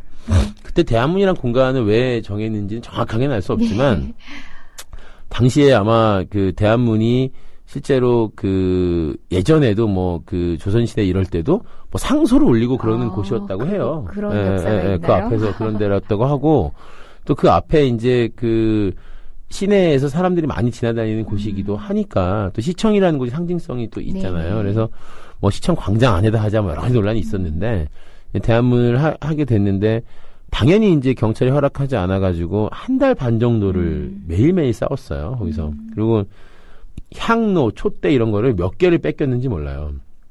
이게 우리나라는 또 분향소 차리면은 향을 피워야 되잖아요. 네. 근데 경찰 입장에서는 절대 용납할 수 없는 게 향이랑 촛대였어요. 왜냐면 저게 놓이고 나면 못 건드린다는 거지. 이제 저게 안정이 되면 우리나라 국민 정서에서 그런 거 있잖아요. 어디 막 난개발하고 재개발하다가도 거기에 무용고 묘지 같은 거 하나 있으면 왜 그거 못 건드리고 막 수소문하고 막 찾는 것처럼. 아유, 그 정도의 엄친이 있어주시는 일단 분향소가 차리면 안 된다. 그러니까 분향소가 차려지고 안정되면 저기 못 건드리니까 사전에 이걸 막아야 된다라고 했던 거죠. 그래서 향로만 보이면 그냥 달려들어가서 뺏고 이걸 1달 반을 하다가 정말 긴 싸움 끝에 이제 5월 달에 이제 자리를 잡게 됐죠. 거기서. 자리를 잡게 되고 이제 계속 농성을 이제 분향소를 운영해 이제 오면서 참 많은 일을 거기서 했어요. 유명한 슬라이버 지젝 이런 세계적 석학들도 거기를 방문하고 정치인들도 총선 끝나고 진짜 문턱이 닳게 사실 드나들었었고, 그리고 이제 그때 마치 이제 문제가 해결되는 수 있을 가능성이 있는 것처럼 막 보이기 시작했고, 또 회계 조작 이런 실체들이 좀 드러나기 시작했고, 결정적인 건 사실 그랬죠. 연말에 대통령 선거를 앞두고 나서 이제 하도 사람들이 이제 이 박근혜 후보도 당시 후보도 노동자들의 표를 얻어야 된다고 생각할 거 아니겠습니까? 그러니까 평택 송전탑을 방문하네, 대한문을 오네, 이런 설들이 막 퍼졌었어요. 그러다가 이제 전태일 재단을 방문한 거 아니에요? 12월에. 전태일 재단 방문해가지고 왜 김정우 쌍용차 지부장이 박근혜 후보가 전태일 동상에 헌화하려는 걸 이제 달려나가서 막은 거죠. 장면 기억합니다. 그래서 멱살 잡히고, 김정우 지부장이. 끌려나오고. 그랬는데 이제 그러면서 당시에 이제 한나라당, 그러니까 새누리당의 이제 의원들이 평택 송전탑을 한번 갔다 와서 그때도 이렇게 얘기했어요. 도대체 여기 이렇게 왜 위험하고 힘들게 여기 올라와 있어, 이런 얘기를 하고 가가지고 다 분노를 했었는데, 희한한 발표를 하죠. 대통령 선거를 앞두고 얼마 안 돼서 계속 이제 TV 토론에서도 막 상대 후보들이 이제 쌍용자동차 얘기하고 막 그러니까 대선 직후에 국정조사 하겠다. 하는 원내대표 명의의 공식 문서를 발표했어요. 원내대표 명의로. 그래서 이제 우리가 그러면은 국정조사 이후에 언제 할 것이며 어떻게 할 거 철저히 밝혀라라고 했는데 그건 안 밝혔죠. 근데 그러고 나서 지금 당선 딱 되고 나서는 사실은 그래서 쌍차는 그랬어요. 솔직히 우리끼리 그래도 국정조사 약속을 했는데 설마 이 대통령이 당선된 이 정당에서 이 약속을 어기겠냐? 그러니까 쌍차 문제는 어쨌든 실마리가 풀릴 수 있다. 그런 생각들을 사실 이제 순진하게 가졌던 거죠. 우리는 그렇게 현장에서 나름대로 닳고 달았다고 생각하는데도 그런 거에 이렇게 속아. 순진해. 그거 믿어, 막 그런 거를. 사실 지금도 국정조사 처음에 막 믿었어요. 국정조사 하겠다는데 설마 국정조사까지 저럴까. 그런데 참 그게 전혀 이루어지지가 않았고, 국정조사는 커녕 논의도 안 하다가 말도 안 되게 무슨 3+3 이렇게 해가지고 여당 3명, 야당 3명 이렇게 해서 뭘 만들어서 일주일에 한 번씩 회의한다고 했는데 모르겠어요. 저는 민주당 책임도 크다고 보는데 거기서 무슨 결과가 냈는지 5월 말인가 종료를 했다고 했는데 그래서 어떤 대안을 내놓을 건지 쌍차 문제에 대해서 전혀 없거든요, 지금. 그래서 오히려 지금 상황이 더 고립되어 있는 상태가 오히려 되어 있는 것 같아요. 쌍차가. 그러면서 대한문을 철거했잖아요. 그렇죠. 이놈의 중국 대한문을 철거하고 거기에 화단을 꾸몄잖아요. 그렇죠. 그 화단을 지키기 위해서 막대한 또 화단이 그 꽃이 계속 죽어요. 왜냐하면 그냥 이런 돌 보도블록 위에다가 흙을 갖다 붓고 거기다가 지금 꽃하고 나무를 심었는데 그러니까 이제 물을 어떻게 주냐면 그 근처에 호수도 없고 아무것도 없거든요. 수도도 없어요. 그래서 이 무슨 코미디입니까 진짜. 중구청에 살수차가 매일 와요. 그래서 살수차가 거기 봉고차 같은 살수차가 와가지고 거기 이제 그 직원분들이 물을 뿌리고 가요. 거기. 무슨 코미디입니까? 진짜 자연보호하고 계신 우리 전경 여러분도 계시고 진짜 그러면은 경찰 여러분 너무 웃긴 거죠. 그래서 아니 우리도 뭐 꽃하고 나무를 사실 뭐 싫어하는 사람들이 있겠어요. 그거 뭐 꽃하고 나무 보면서 뭐 저거를 치워야 돼 생각하는 사람이 있겠어요. 근데 정말 그 대한문에 있는 꽃이 정말 죄는 아닌데 그 꽃들이 참 밉죠. 그리고 그 꽃들을 지키기 위해서 거기서 24시간 서 있는 경찰들은 참 불쌍도 해요. 저는 네. 보면 이제 이런 얘기하면 그렇긴 하지만 우리가 또 막 해도 된다고 하니까 네. 저러려고 그 어려운 공무원 시험 보고 경찰 됐을까? 저기서 서가지고 비가 오나 눈이 오나 꼼짝하고 지금 거기 있거든요. 이번에 억수같이 올 때도 그러니까 비 올 때 우리가 어떻게 할까봐 거기 더 늘어났어 경력이. 자연보호하시느라고. 그 비를 그냥 우비 쓰고 쫄딱 막으면서 거기 서 있는 거예요. 그래서 도대체 우리가 우리 다 같이 저기 대한문 처마 밑에 가서 비나 피하자고. 네. 그래도 꼼짝도 안 해요. 아니 어느 순간부터 정말 대한문이라는 공간이 또 다른 상징이 돼버렸어요. 그렇죠. 네. 그래서 이제 우리 역시도 이제는 더 이상 포기할 수 없는 공간이거든요. 그러니까 말씀하시던 것처럼 이제 80년대 명동성당이 네. 사실 지금 대한문이라고 네네. 생각하시면 되는 것 같아요. 왜냐하면 명동성당은 솔직히 이제 끝났거든요. 그렇죠. 저는 천주교 인권에서 일하지만 신부도 아니고 성당도 잘 안 가요. 그래서 근데 대한문이 사실은 이제 그런 아픈 사람들의 어떤 그런 그래도 모여서 한풀이도 좀 하고 거기서 또 얘기하면 들어줄 사람들이 또 있고 이러니까 이제 서로 위안이 되는 장소이기도 하고 이런데 거기를 이제 제 생각에는 정리하려는 그러니까 그렇게 그렇게 돼버린 대한문을 이제 번거롭고 귀찮고 하니까 제가 보기엔 중구청장 혼자만의 결단은 아니라고 보고요. 이거는 정부 차원에서 그리고 그 시기에 4월 초에 농성장 철거 들어오는 시기에 거의 일괄적으로 그 건너편에 재능교육 농성장 그 본사 앞에 있는 그다음에 강정마을 천막도 그때 다 행정대 집행을 했어요. 그러니까 이거는 뭐 저희가 문서로 확인하지는 못했으나 뭐 안전행정부라든지 뭐 어떤 이런 데서의 어떤 일괄적인 분명한 지침이 있지 않고서야 이렇게 일사불란하게 했을 리가 없다라는 생각이 좀 들고 그래서 지금도 거기에 이제 분향소를 우리가 약식으로 차려놓고 있는 거죠. 근데 사실 지금 대한문은 조금 낮았어요. 한 일주일, 2주 전보다 낮았지만. 나아졌다는 게. 그러니까. 어떤 의미죠? 그전에는 예를 들면 미사를 하잖아요. 매일 미사를 하는데. 매일 미사가 있죠. 근데 수녀님들이 이제 오시잖아요. 그래서 이제 왜 우리가 등산용 같은 거 이렇게 깔판 있잖아요. 갖고 다니는 거, 접히는 거. 그런 거 깔아도 그걸 뺏어갔어요.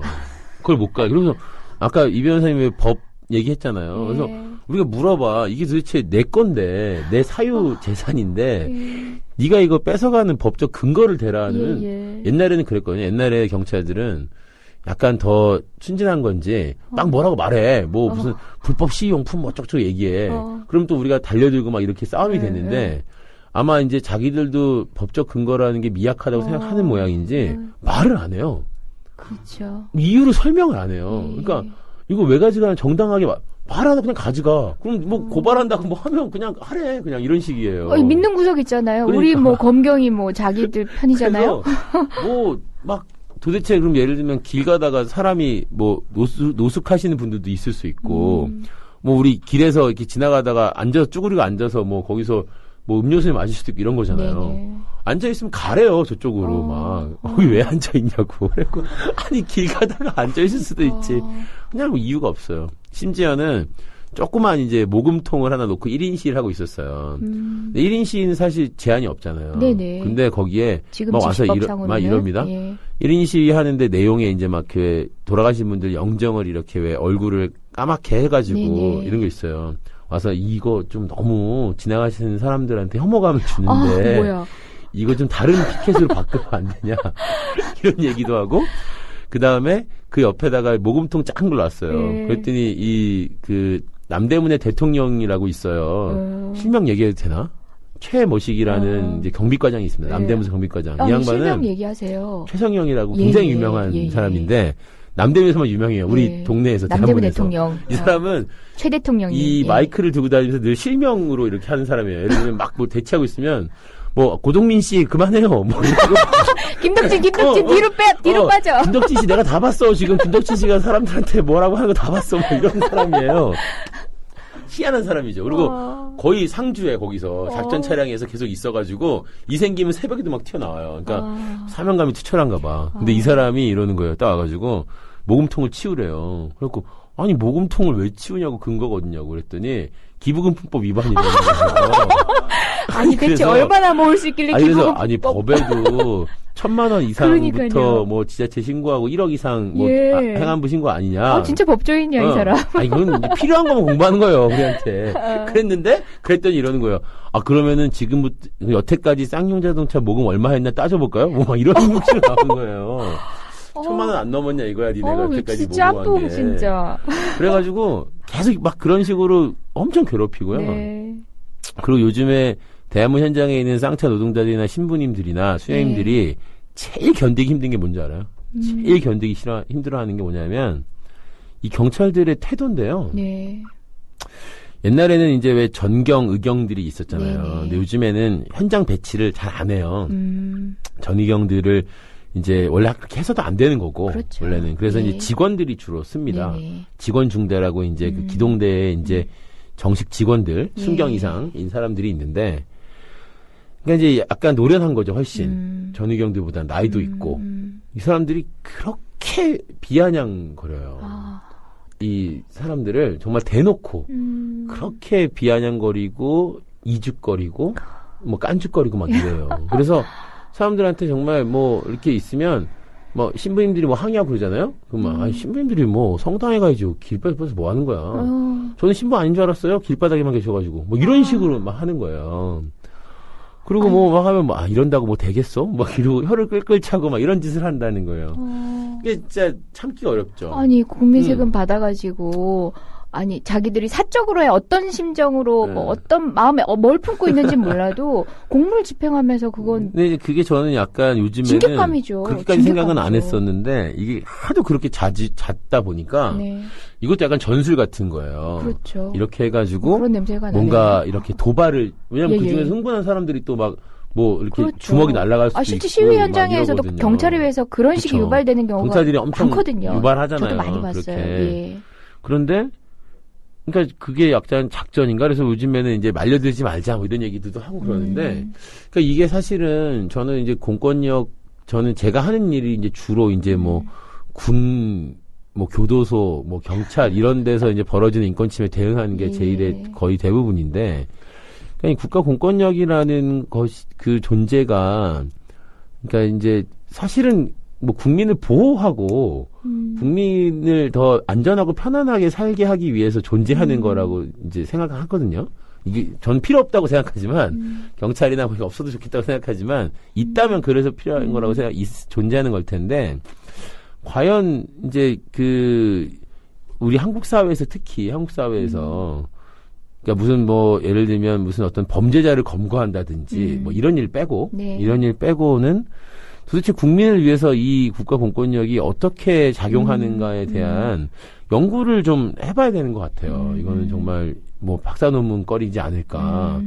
그래서 그동안에 얼마나 그러니까 예를 들면 조작간첩 사건이라든지 고문 이런 것들이 이제 한 세대가 이제 이렇게 지나갔잖아요. 과거청사는 다 소송도 하고 있고 정리도 되고 있고. 근데 제가 보기에는 그런 게 끝난 이후 시대, 그러니까 뭐 90년대 말이나 2000년대부터 이 경찰이나 이 국가 공권력이 국민들을 그러니까 뭐 통제하고 억압하는 도구로 어떻게 쓰였는지에 대해서 저는 철저한 분석이 좀 필요하다는 생각이 들어요.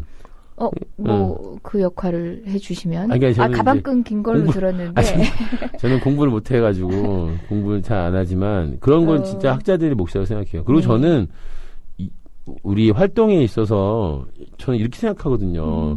그러니까 모든 인권활동가들이나 무슨 시민사회단체, NGO 활동가들이 다 전문가가 될 필요는 없다고 생각해요. 그러니까 자기가 하는 일이 왜 내가 이걸 반대하는가, 라는 논리 정도만 있으면 되지, 내가 제주해군기지 반대하는데 뭐 15만 톤 크루즈가 뭐 회전을 하는데 몇 평방미터가 필요하고 이런 걸 내가 굳이 알아야 될 필요가 있나? 전문가더라고요. 지금 들어보시면 알겠죠. 그러니까 그런 거는 그런 전문가들한테 들으면 되는 얘기고 그래서 저는 그렇게 생각하는데 이 국가 공권력이라는 그 존재를 이게 꼭 필요한 존재라면 예를 들면 국정원도 마찬가지죠. 국정원이 정말 뭐 이 정보 부서가 없는 나라가 없으니까 어떤 정보 부서가 꼭 필요하다면 우리가 개혁해야 된다고 얘기하는 거잖아요. 그러니까 경찰이 꼭 정말 필요한 거라면 저는 경찰이 제대로 그 작동하고 국민들을 위해서 일할 수 있는 조직으로 만들기 위해서 대대적인 노력이 필요할 것 같다는 생각이 좀 드는 때예요, 요즘에. 그리고 시험만으로 예를 들면 뭐 판사 검사 뽑는 게 문제라고 계속 얘기하는 거잖아요. 경찰도 마찬가지인 것 같아요. 그 공무집행을 하는 데 있어서 그게 시험만으로 기억과 지식에 대한 그렇죠. 기억만으로 네, 시험을 친다는 거는 없는 것 같다는 생각이 듭니다. 네. 그렇죠. 위법한 상관의 명령에 아니오라고 얘기할 수 있는 그런 정론 네. 아니오라고 얘기하면 뭐 잘리는 경찰이 더 많아지면 하나일 그쵸. 때는 약한 네. 거지만 그 고리들이 엮어지고 커지면은 그러네요. 그게 바로 변혁이 되는 거죠. 맞습니다. 우리 뭐 잠깐 크루즈 얘기하셨는데요. 예. 저희 뭐 제주 얘기 잠시 후에 네. 말씀 나눠볼 텐데요. 알겠습니다. 그 전에 네. 지금 최 대통령님이 얘기하셨어요. 그 남대문의 최 대통령이. 네. 예. 그처럼 우리 꼭 기억할 분들 네. 한번 이름 나열하고 잠시 음악 듣고 와서 제주 얘기 해볼까요? 기억할 분들이 사실 저는 그런 게 있었어요. 예를 들면 친일 인명사전 옛날에 네네. 했잖아요. 민정정서에서 예. 국민 모금으로. 근데 이제 이게 뭐 좀 너무 개인에 대한 이런 거냐, 또는 치사한 일이냐 이런 생각이 들기도 하지만 저는 이제 한때는 뭐 고문 수사관 인명사전 같은 것도 만들어야 된다. 좋습니다. 생각했었고 우리가 이근한 정도밖에 모르잖아요. 왜? 그리고 그 다음에 말씀하신 것처럼 진짜 정말 그 응징해야 하는 경찰 임명사전을 그렇죠. 만들어야 되지 않나. 아까 용산의 경험이 있으면서도 거기서 개량을 해서 테이저건을 추가시키면서 그 작전을 수행했던 그렇죠. 그 나쁜 놈들. 그 수장들 어디 가서 뭐 하는지 추적해보면은 패턴대로 사시거든요, 그분들. 또 다른 자리에 또 거취를 옮기면서 영전애들 가시는데 그분들 이름은 그분들 중에서 꼭 제주도에서도 엄청 유명한 사람이 하나 있어요. 예. 그 구슬환이라는 경비과장이 있습니다. 예. 서귀포경찰서 경비과장인데요. 예. 이름이 구슬환 씨. 이름이 고우시네. 이분도 제주에서 진짜 강정에서 장난 아니죠. 거의 어디 이분도 대통령입니다. 거기서 제주 대통령? 뭐 그냥 뭐 그런 거 없어요. 그냥 뭐 뻑하면 뭐 고착시켜 하는 말이 검거해, 뭐 연행해 이거밖에 없는데 심지어는 제가 이제 올해 연초에 그 70일간의 이제 제주 뭐 그 검증 기간 있을 때 그때도 계속 공사를 강행해가지고 답답해서 막 민주당 의원님들 호소해서 몇 분하고 내려간 적이 있어요. 근데 의원님들이 맡고 있는데 이제 의원님들 막 이렇게 드러내려고 하는 거예요. 그러니까 이제 그 경비과장이 옆에 있었어. 그러니까 한 의원이 불렀어. 네. 그랬더니 이러는 거예요. 지금 작전 중이니까 작전 끝나고 뵙겠습니다. 이러면서 국회의원이 아니 훌륭하신 분이네. 그러니까. 그쵸, 훌륭하신 분이네.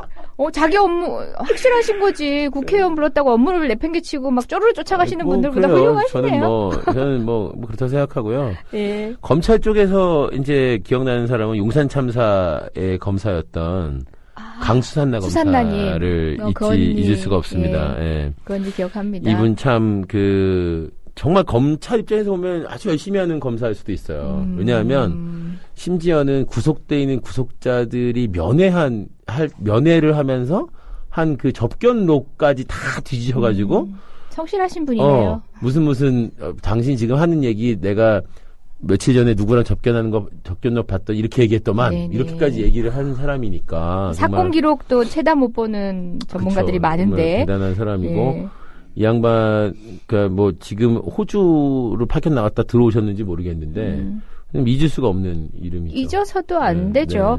물론 그분들 뭐 성실하신 분이고 개인적으로야 자기 역할 다 하시려고 하실 수도 있습니다. 그런데 그런 맹목적인 역사인식 없는 그런 성실함이 어떤 거대하게 복마고 있는지는 깨달아야 되죠. 또 마지막으로는 그 용산 참사 때 이제 정병두 검사라고 있습니다. 당시에 아마 공안 2차장이었고 지금 인천지검장으로 알고 있는데 그런가요? 이 양반이 문제가 뭐냐면은 원래 처음에 용산 참사가 나고 나서 이제 기사 같은 거 분석해 보면 초기에는 경찰의 잘못으로 많이 이렇게 얘기가 해요. 그러니까 초기에 경찰의 무리한 진압, 작전 매뉴얼을 어겼다 이런 것들을 합니다. 그래서 검찰에서도 그런 부분을 두고 초반에 경찰을 엄청나게 조사를 해요. 그 상부의 이런 라인 이런 거를 따지면서 누가 지시했냐, 왜 작전 명령이 당일날 바뀌었냐 등등등을 합니다.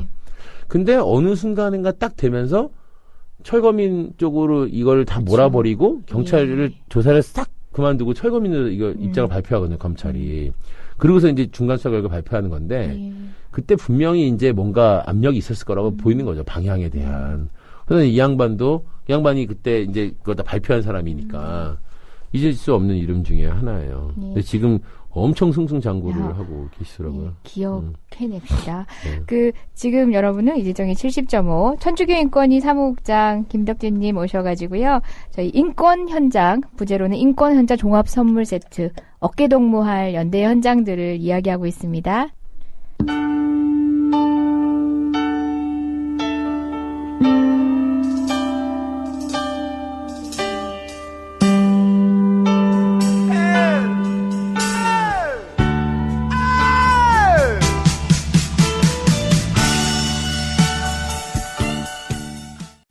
예, 전국 일주, 인권 일주 중입니다.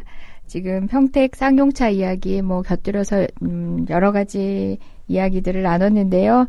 비행기를 타고 제주도로 건너갑니다. 강정 마을, 그 아름다운 구럼비 바위, 그 상징이 이미 사라져 버렸죠. 싸움은 오늘도 아마 계속되고 있을 겁니다. 듣는 우리가 이 이슈가 이렇게 길어지면서 듣는 국민들도 가끔은 지쳐하는데 현장에 계신 싸움하시는 분들은 얼마나 지쳐 있을까요? 가끔씩 문정현 신부님 그을리고 마르신 모습으로 SNS에서 뵙곤 하는데요. 곧 또 내려가실 거잖아요. 행사도 계획돼 있다고 들었는데요. 그 얘기 해볼까요? 참 이게 말씀하신 대로 전국의 얘기를 정말 다 하니까 제가 진짜 무슨 전국구 시위꾼 같은 전국구 시위꾼 맞으세요? 저는 그 이름을 부끄럽게 생각하지는 않지만 사실 저보다 훨씬 더 열심히 사시는 분들이 많고 거기서 진짜 현장에서 자기 이렇게 정말 생을 걸고 하시는 분들이 사실 있잖아요. 그래서 강정도 사실은 이제 그 주민들도 싸우고 계시지만 또 그 지킴이들이라고 이제 우리가 부르는 평화 지킴이들 거기서 정말 그냥 올레길 걸으러 왔다가 여기에 해군기지 들어서는 게 말이 안 돼라고 하면서 그냥 주저앉은 사람, 휴가 왔다가 진짜 직장 그만두고 거기서 눌러 앉은 사람, 이런 사람들이 거기 있어요. 아직도 함께하고 계시군요. 참 어떤 사람들은 이해를 못 하실 수도 있겠죠. 왜 저렇게 있어 저기서. 근데 이제 그분들 이렇게 보면서 사실 이제 예전에 이제 그 평택 대출이 미군기지 확장할 때 이제 그 마을에도 그런 분들이 계셨었어요. 거기도 이제 할머니 할아버지 쫓겨나는 거에 대해서 뉴스를 보고 자기 회사 그만두고 여기 살러 왔다 이런 분들이 좀 있었는데 지금 강정도 지금 그렇거든요.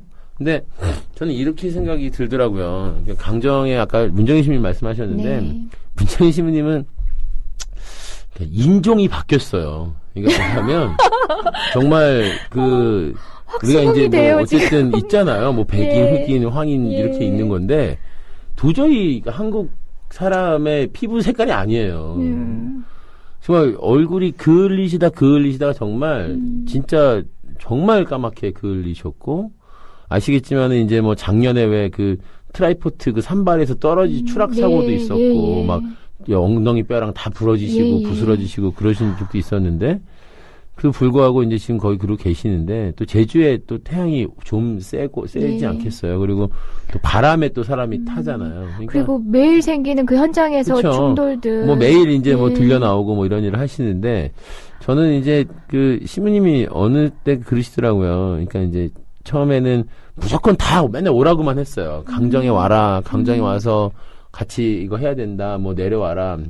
근데 시부님이 이제 작년에 이제 어쨌든 대선 이후 그리고 해군기지 예산안 싸움 이런 것들이 이제 뜻대로 되지 않고 나서는 그러니까 여기 사는 사람들은 이렇게 계속 살겠다.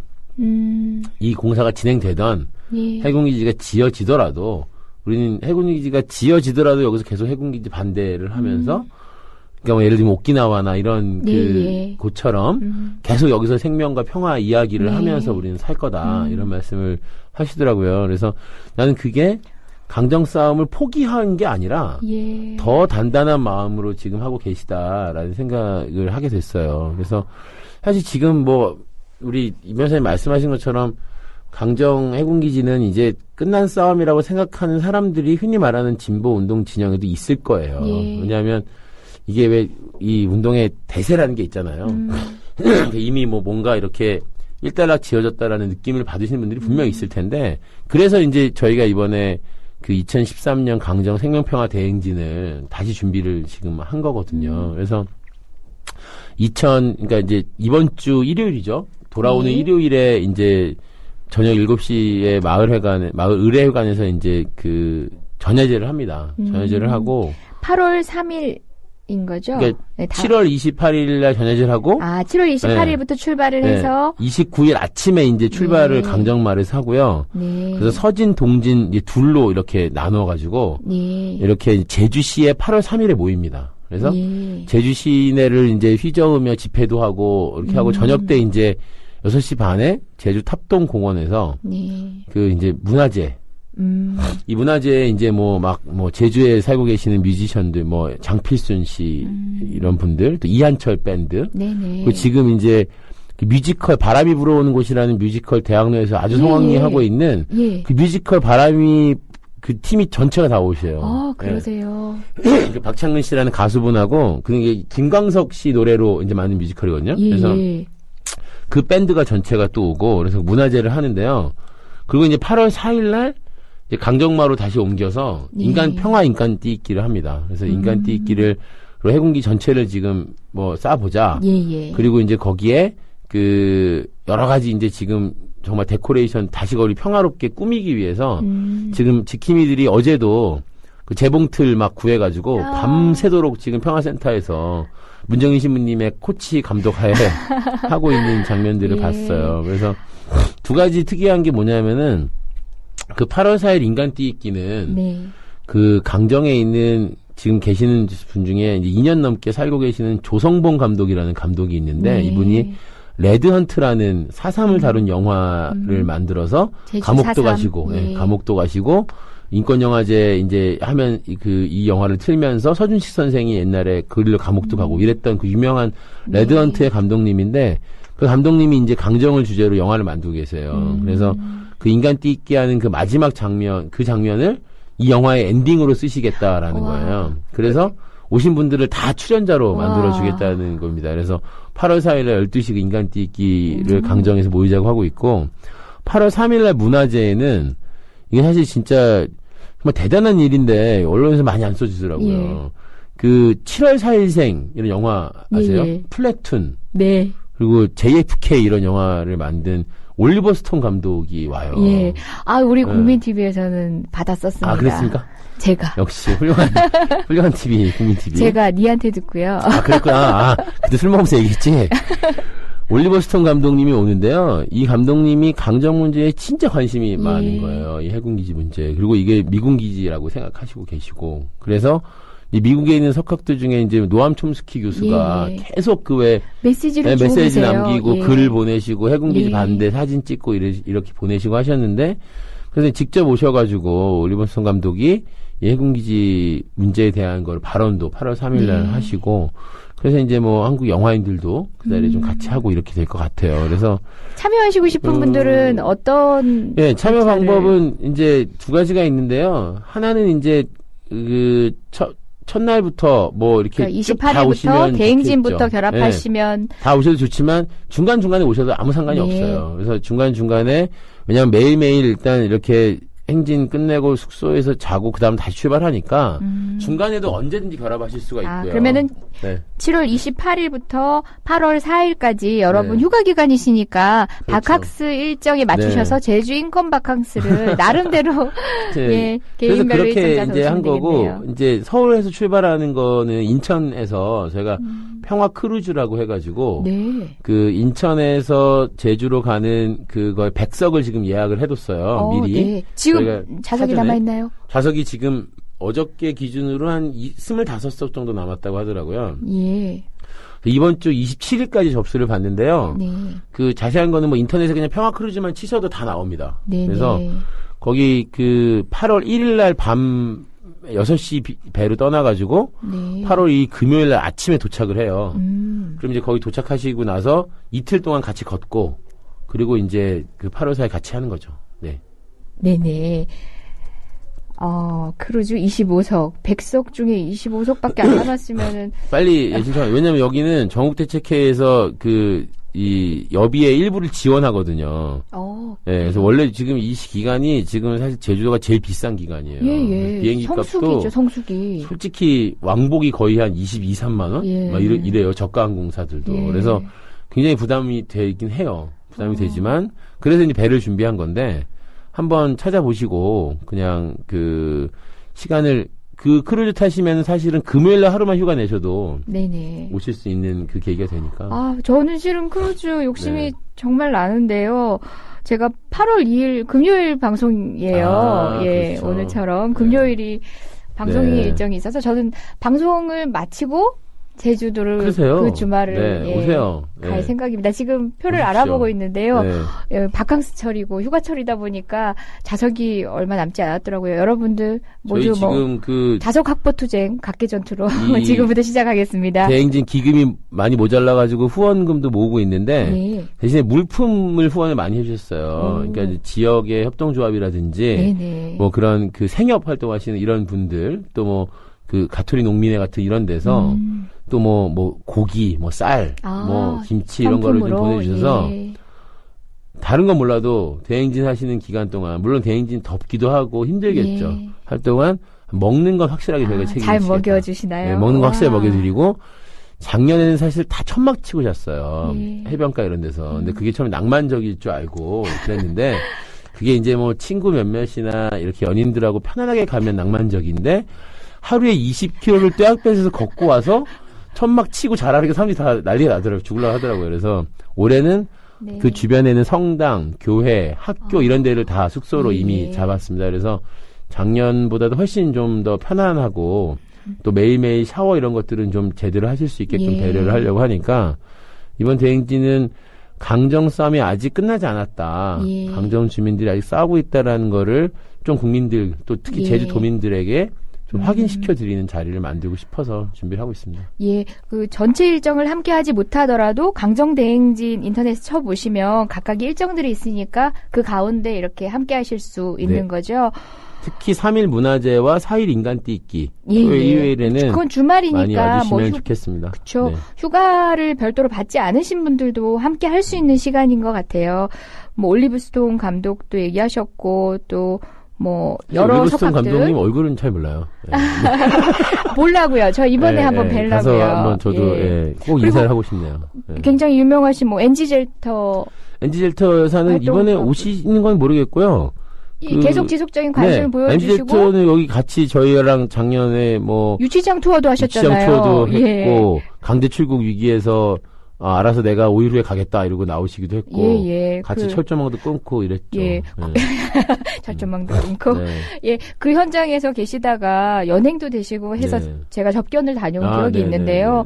그렇게 우리의 관심이 언뜻 이렇게 줄어든 듯 보이지만 세계적으로는 강정은 어떤 평화운동의 상징이 되어가고 있어요. 그렇죠. 예. 예. 해외에서도 많이 초대하시더라고요. 예. 강덕윤 회장님이나 주민들을 해외 평화 행사에서 많이 초대들 하고 우리 있어요, 회장님은 지금. 이미 스타 되셨죠. 아니 그런 이제 네. 힘을 잃지 않은 그렇죠. 밝은 투쟁 한가운데서 정말 저는 감사할 뿐만 아니라 그분의 그런 건재함 자체가 우리 모든 투쟁 현장에 또 상징이 되고 있어요. 에너지원이 되고 있더라고요. 그런 현장들에는 늘 그렇게 든든하게 버티시는 상징적 인물들이 계시긴 합니다. 예. 여러분 이런 역사적인 현장에 가족 함께 피서계획 해보시는 것도 좋을 것 같아요. 많이들요 이렇게 오시더라고요. 휴가를 뒤로 좀 붙이셔가지고 이 4일 3일 4일 행사를 하시고 4일 이제 오후부터 이렇게 휴가를 가시는 거예요. 가시고 그래서 올레길 걸으시고 그러니까 이제 뭐 한 2박 3일 그 뒤로 붙여갖고 오시는 분들이 많아요. 그러니까 그리고 우리 활동가들도 이제 그렇게 휴가를 내서 제주도 가시는 지금 친구들이 4일 날부터 뭐 렌트카를 예약했다느니 뭐 이런 사람들이 있습니다. 예. 오늘 뭐 서서히 저희가 마무리를 해야 될 시간이 다 돼 가는데요. 처음에 인권 현장 종합 선물 세트를 기획할 때는 이 방송을 기획할 때는 여러 곳에 우리의 도움이 필요한 곳이 있고 우리가 기억하고 연대를 해야 된다는 생각에서 말씀을 나누기 시작했는데 얘기를 하다 보니까 그 곳곳이 바로 우리를 가르쳐주는 곳이라는 생각이 들고 연대를 통해서 우리가 배울 수 있는 곳이라는 걸 오늘 이야기를 통해서도 저는 많이 느꼈습니다. 사실은 예전 같았으면 그런 말 굉장히 가식적이라고 생각하고 뭐 가서 뭐 제가 더 배운 게 많아요 뭐 이런 거 있잖아요. 왜 그거 진짜 정말 방송용 멘트라고 생각했을 텐데 그러니까 실제로 저도 10년 넘게 단체에서 일을 하면서도 요 근래 한 2, 3년처럼 이렇게 단단하게 사람들과 붙어서 연대해 본 적이 많지 않았기 때문에 지금 확실히 그게 무슨 말인지 변호사님 하신 말씀이 그러니까 누가 또 제가 이렇게 얘기하면 가식적으로 얘기할 수 있겠다는 생각이 들어요. 근데 진짜 현장에서 배우고 그분들하고 같이 저 이런 얘기도 합니다. 사실은 가서 쌍차형들한테 이런 얘기도 해요. 아유, 형들 진짜 해고 안 됐으면 진짜 인간 됐겠어? 이런 얘기도 하고, 강동규 회장님한테 해군기지 아니었으면 진짜 그냥 평범한 아저씨지 뭐, 이런 얘기도 사실 해요. 근데 그분들이 정말 가르쳐 주시는 것 또는 그들이 느끼게 해주는 것이 앞으로 제가 사는 삶의 대부분을 좀 이렇게 지배하지 않을까. 그리고 그랬으면 좋겠어요. 제가 거기서 자유롭지 않고 계속 거기에 이렇게 의지하며 살 수 있으면 참 좋겠다고 생각합니다. 뭐 이 방송만 처음부터 같이 함께 하셨던 분들이라면은 다 아실 것 같아요. 지루한 싸움 현장에 조금이라도 힘 보태기 위해서 억지로 손을 내미는 게 아니라 그분들이 어떻게 그런 긴긴 싸움을 이겨나가고 계시고 지금 그 현장에 그렇게 건재하시는지를 방송을 통해서 듣고는 오히려 제 일상의 싸움에서도 제가 힘을 낼 수 있는 방법을 배워버렸거든요. 방송 듣는 분들 모두 알으셨을 것 같아요. 시간은 아쉽지만 저희 종종 이런 전국 투어 가끔씩 해요. 여러분들도 궁금하실 것 같고요. 또 연대의 방법, 저희가 함께 할 수 있는 방법을 매 현장에서 지금 소개를 해드리려는 게 당초 목표였는데요. 소개 못해드린 부분은 저희가 모아서 게시판에 올려드릴게요. 여러분들은 어떻게 함께 하시면 되는지 게시판을 참조해 주세요. 정말 고마운 일입니다. 예, 오늘 너무 고맙습니다. 네, 이재정 DJ가 부르면 언제든지 오겠습니다. 국민TV 화이팅. 고맙다 친구야. 고맙습니다. 감사합니다.